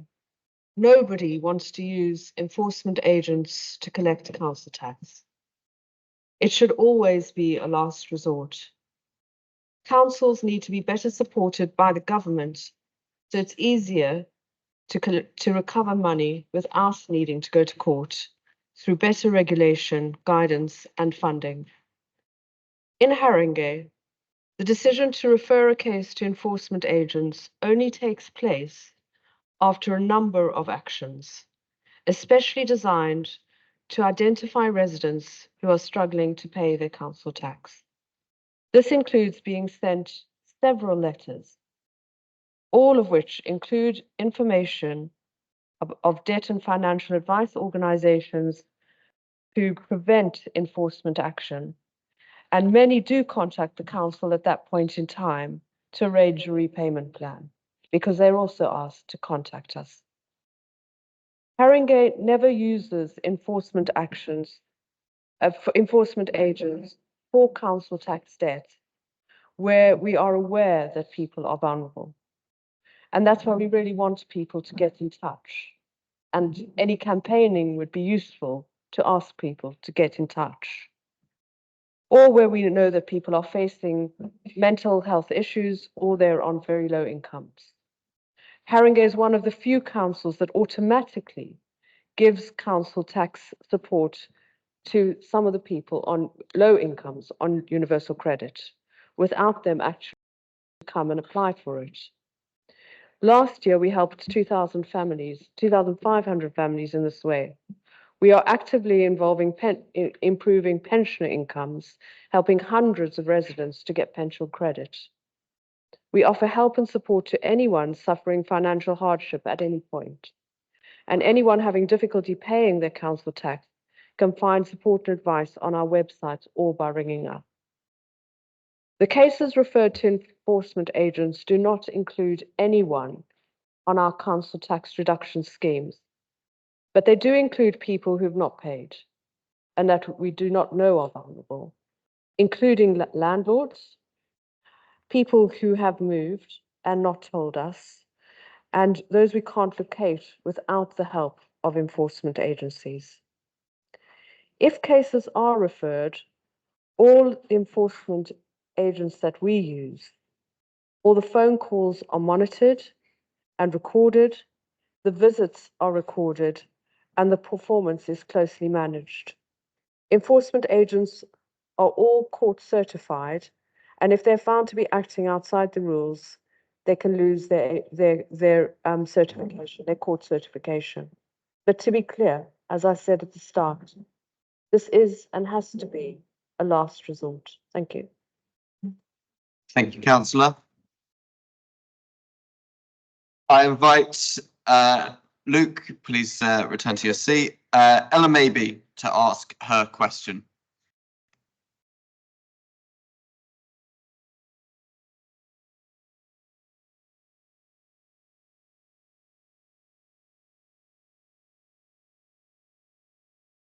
What actions has Haringey Council taken regarding considering and acting towards ending the use of private bailiff enforcement agents, companies, for collecting council tax debts in Haringey?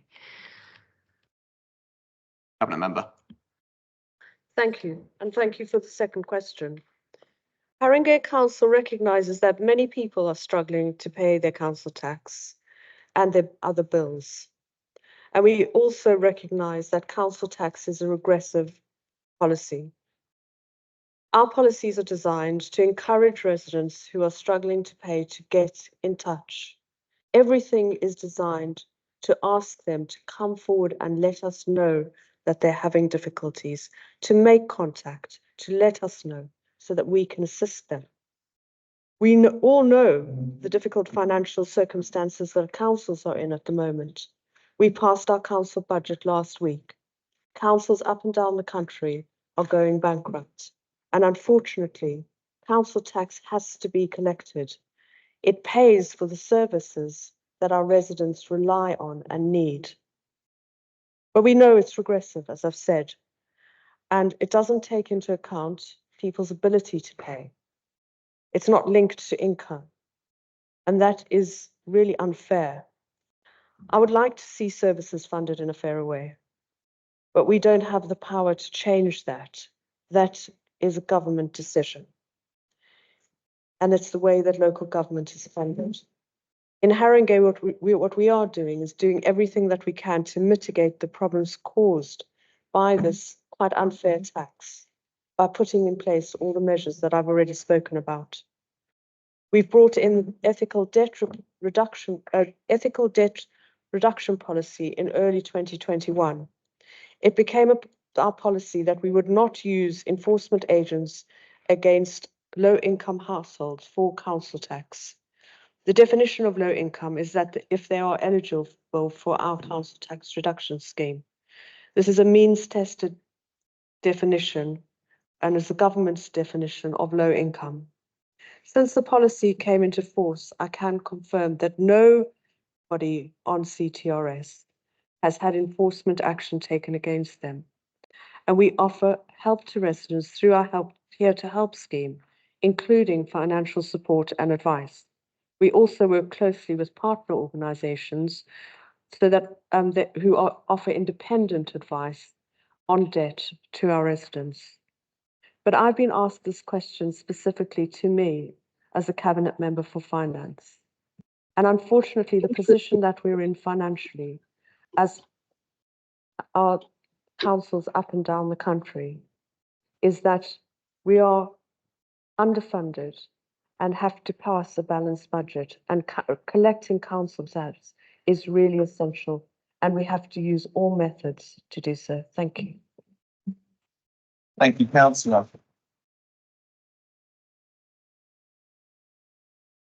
For clarification purposes only. In the last half year following April last year, the latest data available. It's got to be in relation to the response in terms of clarification. It is in relation to it. Okay, can we be short?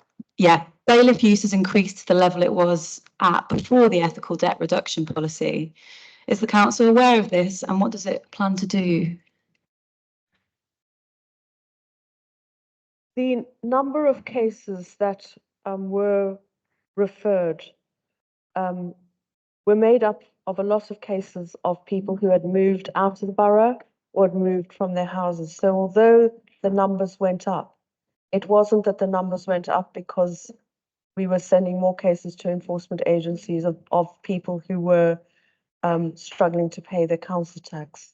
It was primarily made up, my understanding is, of landlords who weren't paying and of people who had moved. And some of those people didn't owe us council tax, but unfortunately they moved without telling us and then just suddenly stopped paying. And it's difficult because we have to collect, and enforcement agencies then do that. Also, what will happen is that when an enforcement agent goes out, if they find vulnerability when they go to somebody's house, then they're instructed to immediately return the case to us, and then we get in contact with the household and put other measures in place.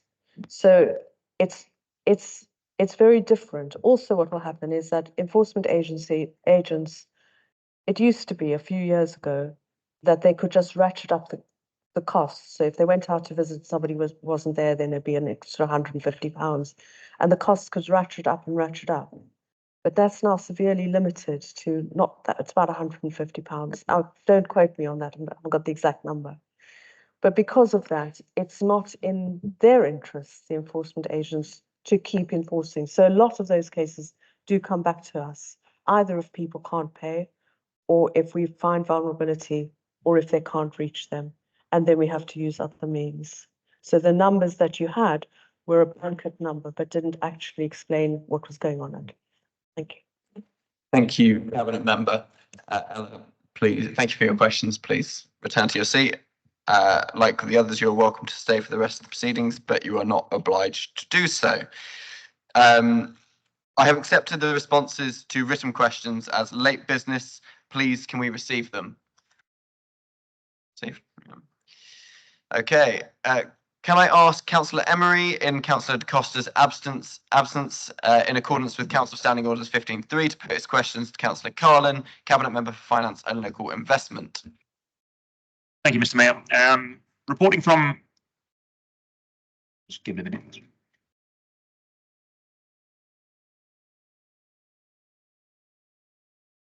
Be all right. Reporting from Haringey Community Press has found that the council is relying on more and more agency staff, with an increase of 12% between 2021 and 2022, meaning more a third of the workers are on temporary contracts.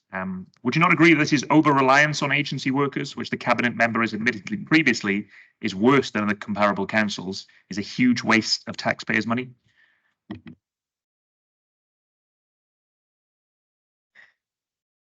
Thank you, Councillor Emery. It would once again be useful if we got questions with the correct details and the correct figures in them. As recently reported to the General Purposes Committee, the proportion of the workforce who are agency workers based on full-time equivalent numbers has been within the range of 12.9% to 16.9% between March and December 2023. The latest data shows that it was 14.2% in January 2024. This is significantly lower than more than a third. Indeed, it's less than half of that. It's now comparable, I'm pleased to say, to the London Council's benchmarking median from 2022-23 because we've improved our position over the course of the year.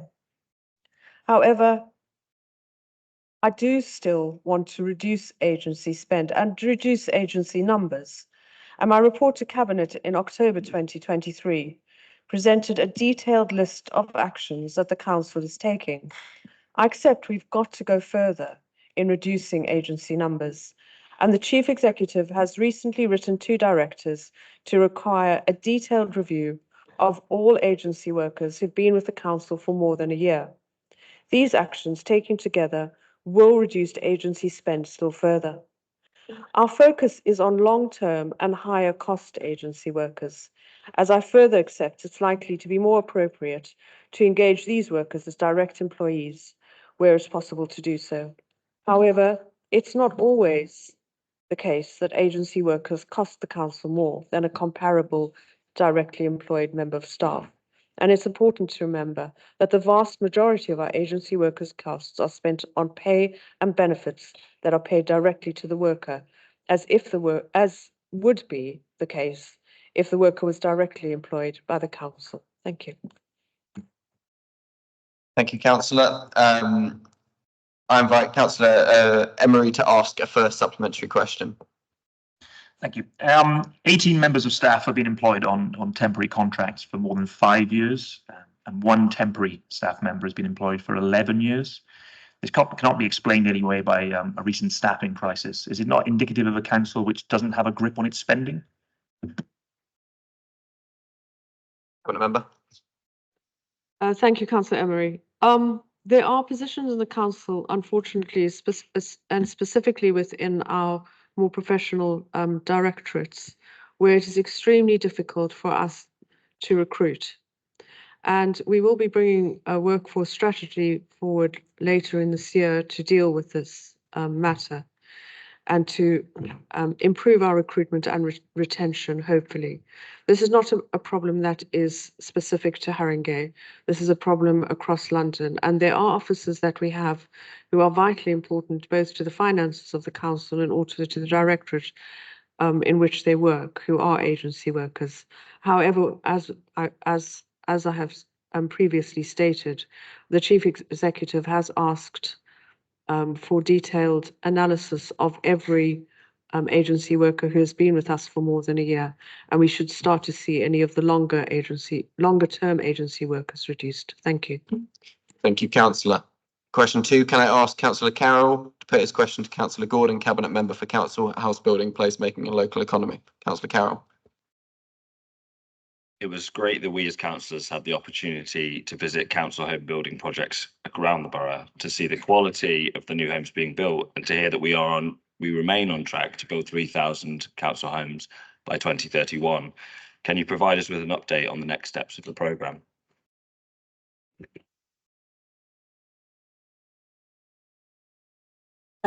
Thank you, and thank you for the question, Councillor Carroll. I was absolutely delighted to welcome a whole number of councillors that joined us for a tour of some of the sites. And we've now got 42 council sites, actually actively building council homes across the borough in order to achieve that target, for which we are on target to get that. Yeah, we're really so incredibly proud of our house building programme.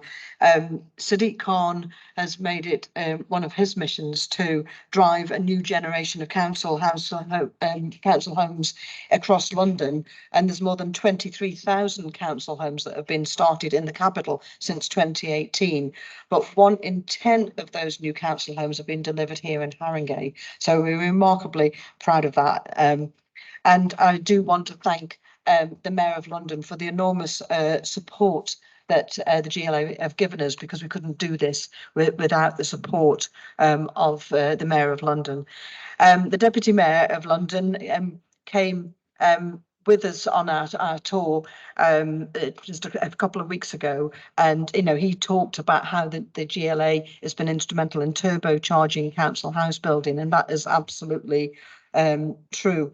And for our part, it is sort of beyond belief, by the way. I just need to add this in, that we had a budget from the government last week, and you would think that housing wasn't a problem, given that there was nothing to anywhere near address the crisis that people are facing with overcrowding in their homes and poor quality of their homes. And it's councils like ours that are actually doing something about it to provide the high quality homes that we are doing. So we are on track to get out 3,000 by 2031, as we have promised. We have now got 200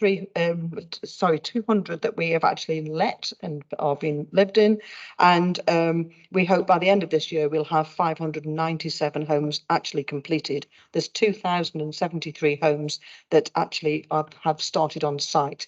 If you do your own little tour of the borough, you will be able to see them with our hoardings around our sites. We've also got part of that programme is about us delivering family-sized homes, because we know that is where the need is. And I've had the honour of meeting some of the tenants that have moved in with their families, and for the first time in years, where they've been able to relieve the pressure of overcrowding, that children have got their own bedrooms to do their homework in, and they've got a place to play with a garden and so on. Actually building family-sized council homes is quite challenging, because obviously they're bigger, they take up more space, and the viability on each site is much more difficult. But we are trying to balance that as best we can. Thank you. I invite Councillor Carroll to ask a supplementary question. Can I ask you to provide a further update on how we are doing on our commitment to build high quality homes that are cheap to heat for residents? Cabinet Member. Yes, thank you.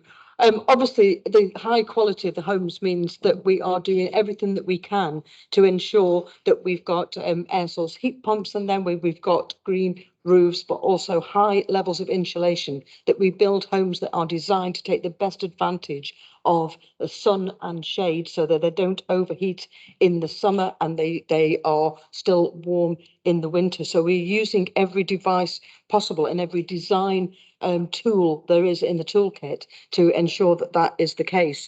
So we've just recently delivered our first zero carbon scheme at Watts Close, and residents are already moving in, and it was an absolute pleasure to again meet some of the particularly one resident who welcomed us into her home to show us the benefits that she has now. She did say to us actually that it's the moving into her new council home has meant that it's the first good night's sleep she's had in 5 years. And it's things like that that you really understand how a new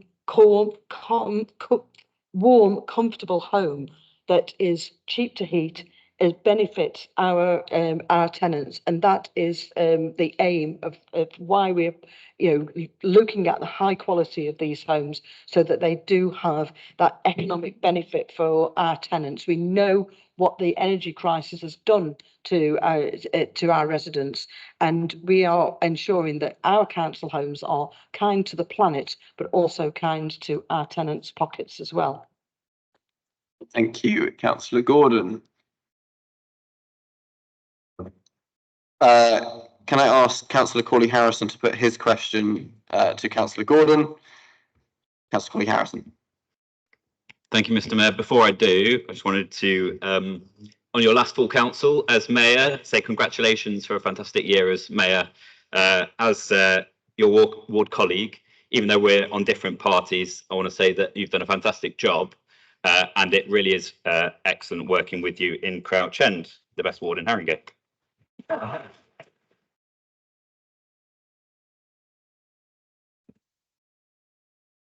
So my question was, our inquiries recently resulted in an admission from the council that we do not currently have an accurate up-to-date list of all commercial property owned by the council.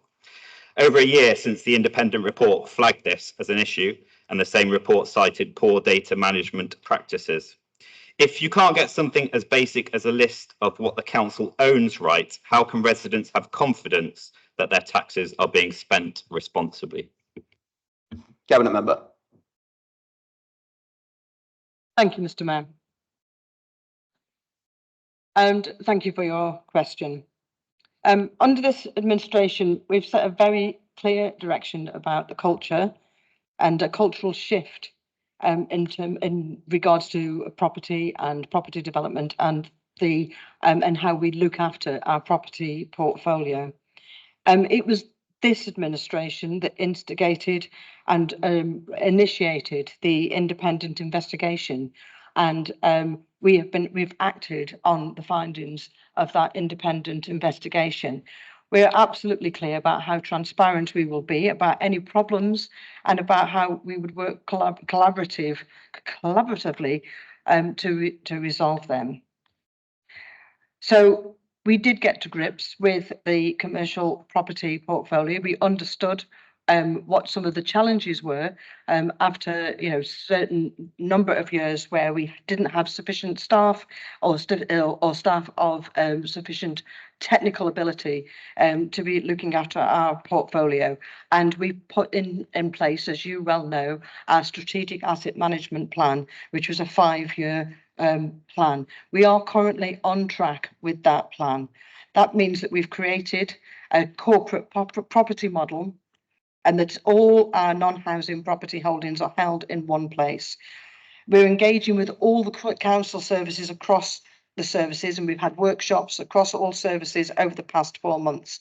We've been identifying the property related budgets that are held across the council so they can be consolidated into one space. And we've been identifying all the contractual arrangements that are in place for all of our contracting councils.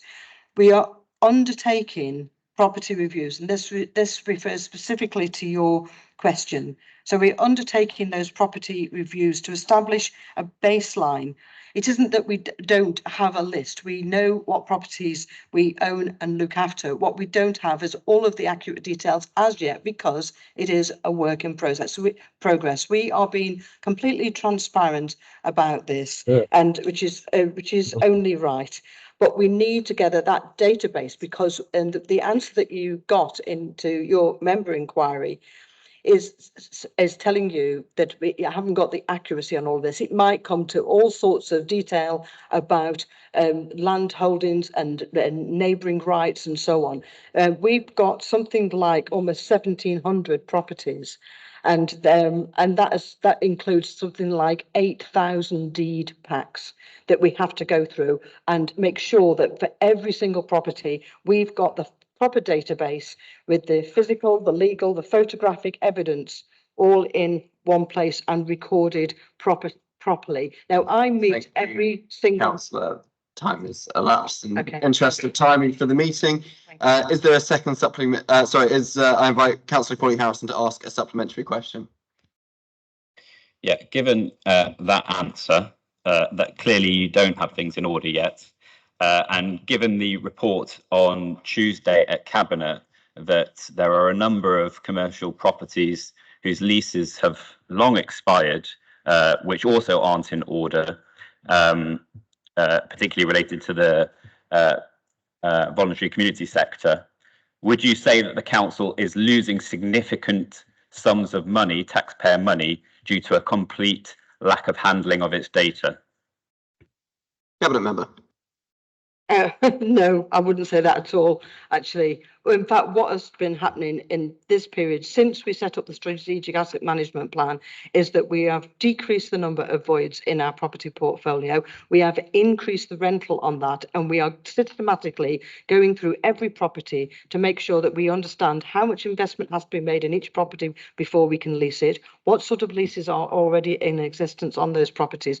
That work is being done. I feel fully confident in our office's ability to complete that work. We have the people in place now. We've been recruiting to make sure we've got the expertise. We need quantity surveyors and people of that calibre in order to complete this work. We know what we've got. It's about the detail that we are still getting. That is going to take time. I'm trying to be transparent and honest about this. It will take time, but we are on it. I am convinced that the officers are capable of doing this due diligence, and I am checking it as a cabinet member. I hope that reassures yourself and our council taxpayers that we are not wasting money, but what we are doing is making sure that we get this right. Thank you, Cabinet Member. And thank you, Councillor Crawley Harrison, for those kind words, even if I do think it was a veiled attempt to get all of this lot to clap Crouch End being the best ward. From one ward colleague to another, can I ask Councillor Johnson to put her question to Councillor Arkell, Cabinet Member for Culture, Communities and Leisure? Thank you, Mr. Mayor. The council is bringing its leisure services back under democratic control later this year.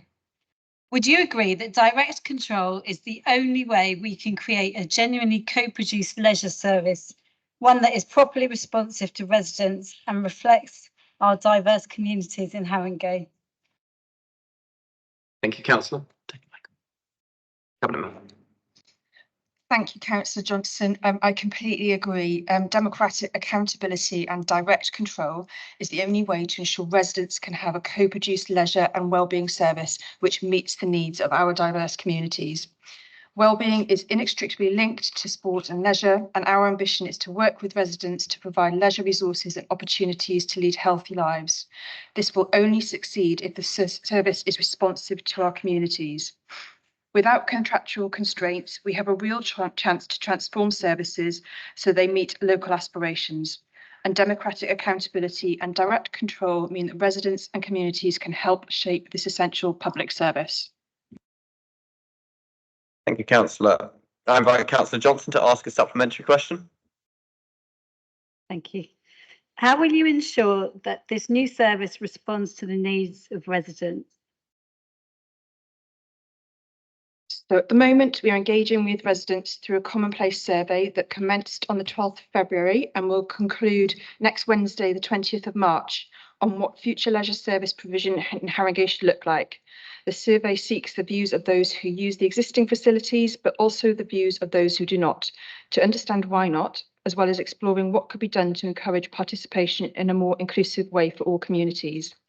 The feedback that will be received through the survey will also be invaluable in the development of a robust and impactful wellbeing model and in the refresh of the Council's physical activity and sports strategy. Thank you, Councillor. The Lib Dems have a second supplementary question. Councillor Crawley Harrison. Thank you, Mr. Mayor. The Park Road Lido user group made representations to yourself, Cabinet Member, on multiple occasions due to their fears that the Lido, in particular leisure centres, will, like our libraries, be subject to severe cuts in the future if managed in-house. Therefore, can you promise them and all Haringey residents that there will be no cuts to leisure services and leisure centres during the next 4 years? Cabinet Member.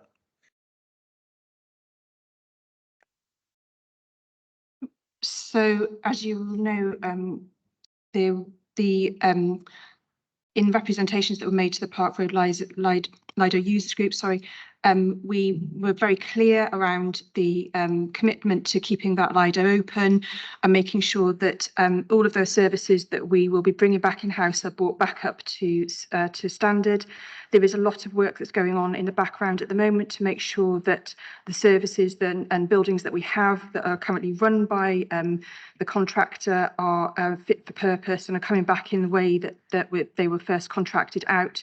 And we're also taking out a number of reviews of work that will be needed to be done over the next few years to ensure that our services are up to standard and are fit for purpose for our residents across Haringey. Thank you, Cabinet Member. Now, in relation to question 5, given Councillor Williams' absence from the meeting, I propose Council Procedure Rules 10.6c, where the reply cannot conveniently be given orally. A written answer circulated will be circulated later to the questioner. Is that agreed? Thank you, councillors. Can I ask Councillor Peacock to put her question to Councillor Carlin? Absence of Councillor Chamwani, sorry. Councillor Peacock? Sorry about that. Where are we? Can you explain how the Household Supplement Fund impacts residents in Haringey? Councillor Carlin. Thank you, Councillor Peacock. The Household Support Fund has been a vital help for our residents with the cost of living crisis. And in 23-24, Haringey received a funding of £4,813,343 from the Household Support Fund, and we used it in the following way. 2 million was allocated to provide vouchers for school holidays for children who are eligible for free school meals.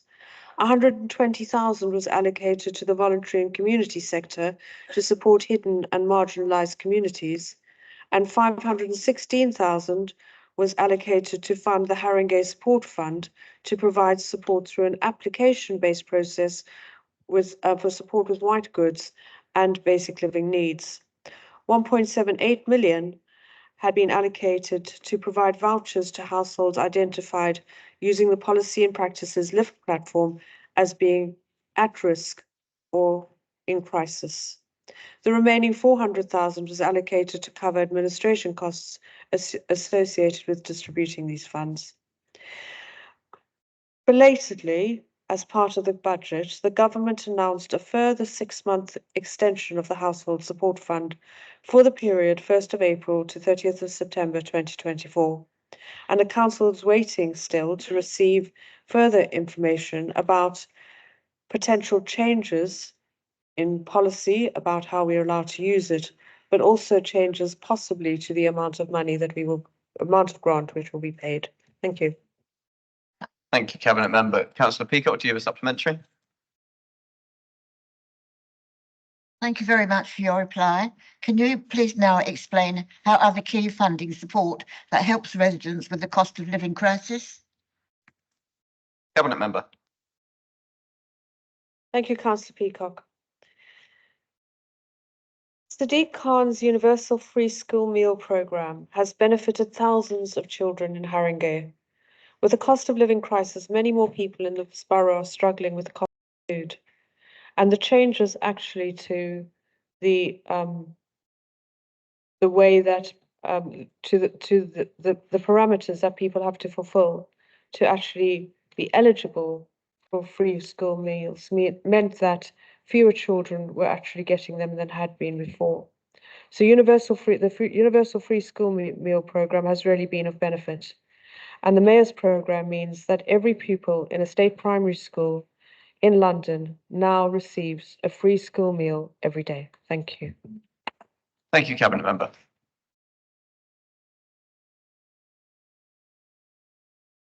That concludes item 13. Item 14 is motions in accordance with Council's Rules of Procedure 13. We have 2 motions for consideration. There has been prior agreement between the Chief Whips to shorten speeches for this item to allow the meeting to complete by 10 p.m. Firstly, I will ask Councillor Connor to propose her motion, which is motion F on protecting Haringey libraries and increasing library footfall and revenue. Councillor Connor. Thank you, Mr. Mayor. I'd like to begin this debate by quoting the LGA. They say, relative to other forms of intervention, libraries offer councils a low-cost, high-impact investment in their communities, which delivers a huge return in terms of social, economic and cultural capital. Locally, we know that residents agree with this assessment. In the council's own budget consultation, 5 times as many people as last year responded. The consultation didn't even mention libraries, yet over 85% of respondents specifically wrote that they oppose cuts to libraries. I hope that this overwhelming opposition might promote a rethink, but we heard a response from the cabinet member saying we're not closing any libraries. Well, we weren't saying you were. The reality is the cuts you proposed were voted through in the budget, virtually unchanged from the initial proposals, and you're planning these cuts without even having a library strategy in place. There are always choices about how you spend money. This time you've chosen to run our leisure centres, which normally under this administration were run by the private sector who have experience of this. Admittedly, the last one didn't work out, but there are many other private sector, private organisations that could actually do this. We could therefore have used this money to run our public services, our public libraries, not only keeping them fully opened, but looking to enhance their offer, working alongside our friends groups and residents with their expertise in helping us co-design new initiatives to support our libraries in these difficult times. Protecting our libraries not just for this year, but also removing the need for cuts that are in the budget for the next few years. Our group looked to protect our library opening hours as we put forward a range of proposals carefully considered and signed off by officers in the finance department.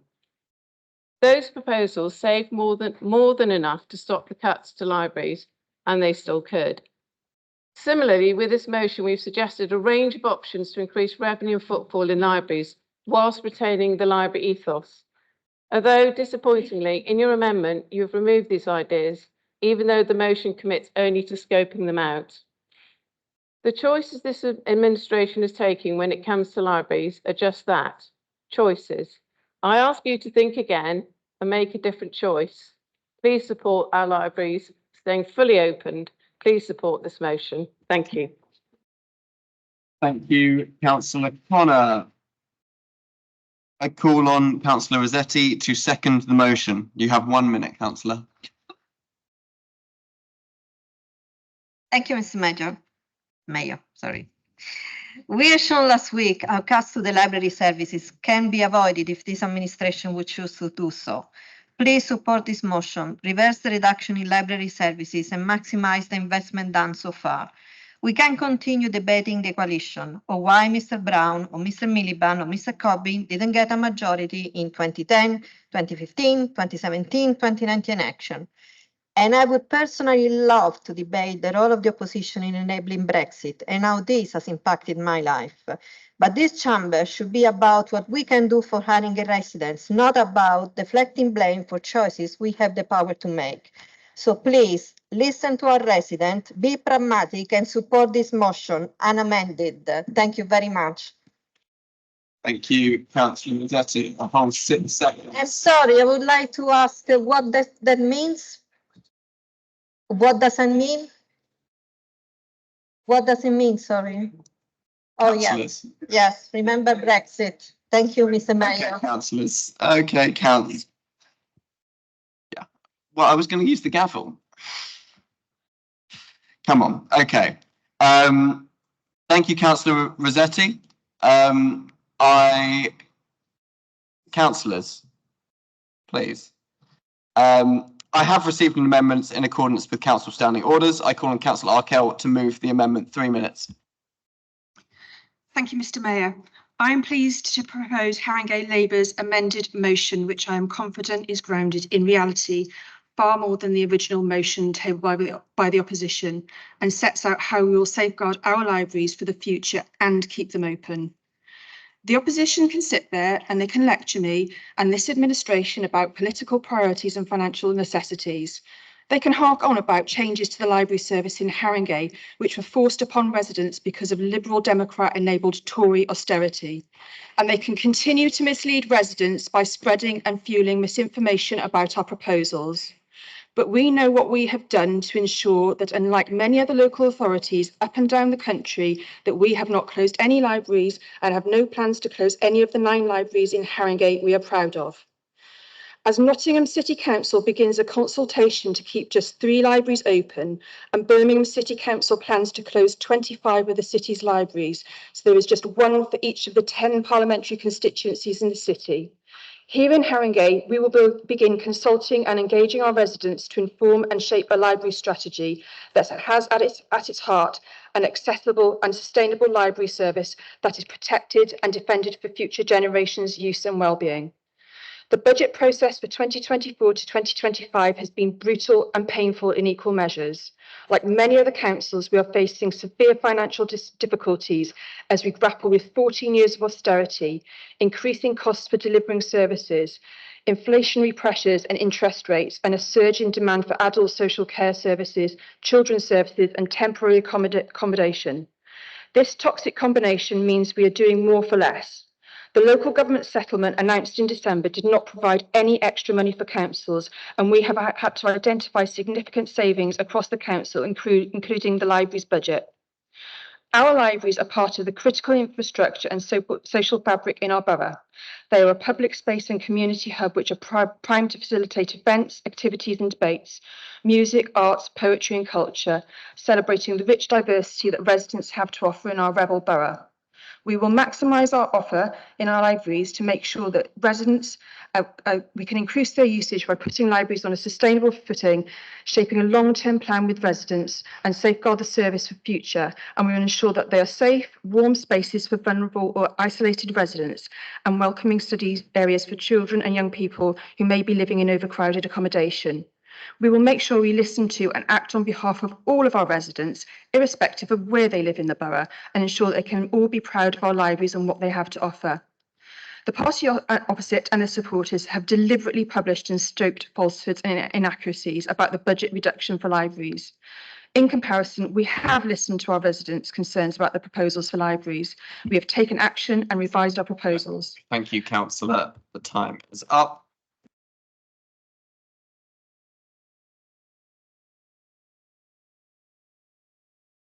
Councillor Bartlett, I have you down to second. There we go. Sorry, I couldn't see you.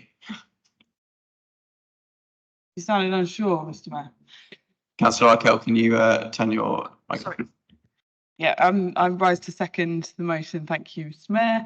And just to say that I welcome the clarification from Councillor Connor, the admission that there are no plans from this administration to close any libraries. I know there's been lots of debates swirling online and elsewhere, and I welcome that clarity from the party opposite. I think I speak for many on this, both sides, I suppose, sorry, of the chamber tonight when I say that if that were the case in what was proposed last week, then many of us would not have been voting for it. It has, however, been lovely to see how much everyone loves libraries and that agreement that we all have that they are a wonderful place. But the libraries, as you all know, were bequeathed to us by the Victorians. And like many of the things that they proposed, they could not stay in the same format that they were once built in. So when you go into a library now in Haringey... Councillor. Am I out? You are. It was only a minute, I'm afraid. We're getting to the end. I have not received notice of councillors wanting to speak, so in accordance with Council Standing Orders 15.7e, please can Councillor Connor provide a response. Councillor Connor, have a minute. Okay, can I just ask, do you want me to do the clarification within this minute? Because I haven't got enough time.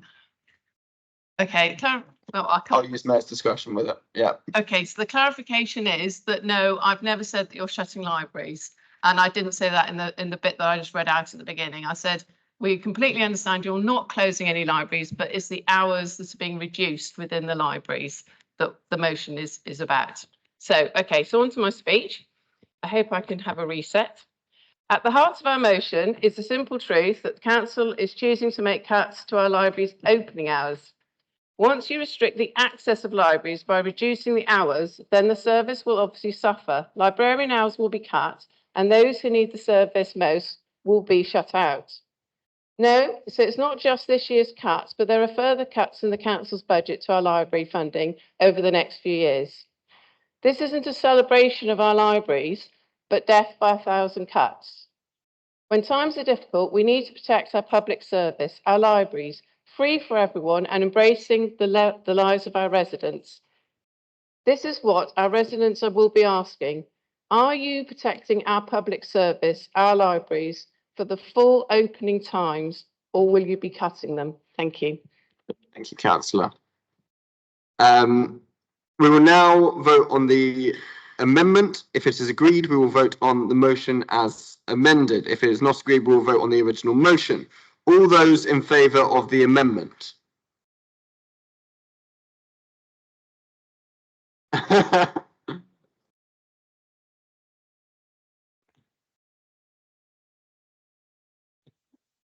Okay, all those opposed to the amendment?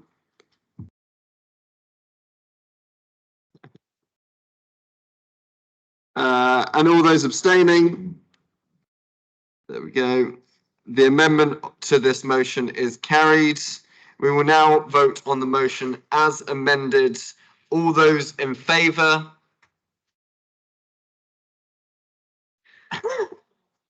All those opposed?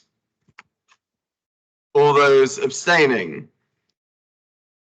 The motion as amended is agreed. We will now reach motion G, the final item on the agenda. I ask Councillor Gordon to propose her motion on celebrating Haringey Works. 3 minutes, Councillor Gordon. I've got the wrong glasses on, that's why I go over my time. Haringey's economy has got many strengths, and only yesterday we were welcoming a deputy mayor from the City Hall for business to see some of our most creative industries. However, as far as Haringey is concerned, we understand the absolute crucial importance for meaningful employment. We understand the high incidences of unemployment in this borough and the need for well-paid jobs to uplift individuals and families. That means we can tackle in-work poverty and bolstering, whilst at the same time bolstering our vibrant business community. We've got more than 12,000 businesses across our borough. We know from residents and from research that the traditional approaches like Job Centre Plus often fall short, and that we need focus on quick job placement and that they focus on quick job placement and punitive measures rather than holistic support for job seekers.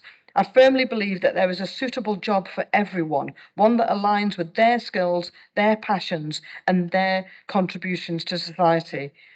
Haringey Works is a people-centred approach that has yielded remarkable results, and we've got examples of where residents have come to the service, such as the talented artist and mother that was seeking a transition into art therapy. She received comprehensive support from Haringey Works, and through a tailored assistance from our advisors, she secured voluntary work, enrolled in a healthcare course, and engaged in various community activities. Another example is a young man with learning difficulties who found a meaningful employment with the help of our advisors. He secured a volunteer placement at first with London Zoo and continues to pursue his passion for working with animals. He was also supported to write his new CV, enroll in courses and apprenticeship, and apply for a freedom pass to allow him to travel to his placement. He starts paid work with London Zoo next month. It's these cases that demonstrate that Haringey Works service fosters confidence amongst our residents seeking work and opportunities for personal growth and professional growth. We possess the local insight to identify skill gaps and create tailored training and development. Haringey Works will serve as a blueprint for devolved employment and skills services nationwide, and that's what we're hoping. Since April 2023, 1,500 people have come to our team to be registered, and we know that 532 residents have been brought into employment on London Living Wage. Thank you, Councillor. Thank you. You get another minute in a minute, so you can finish it then. I call on Councillor Brabazon to second the motion. Thank you, Mr. Mayor. I'll be very brief. I have to be very brief. We don't often talk about services like Haringey Works or Haringey Learns, yet these are less high profile services within our borough that do a terrific job in the area of regeneration and social regeneration. Those people who've worked in it or have been involved in regeneration know that it's often the soft skills that make all the difference.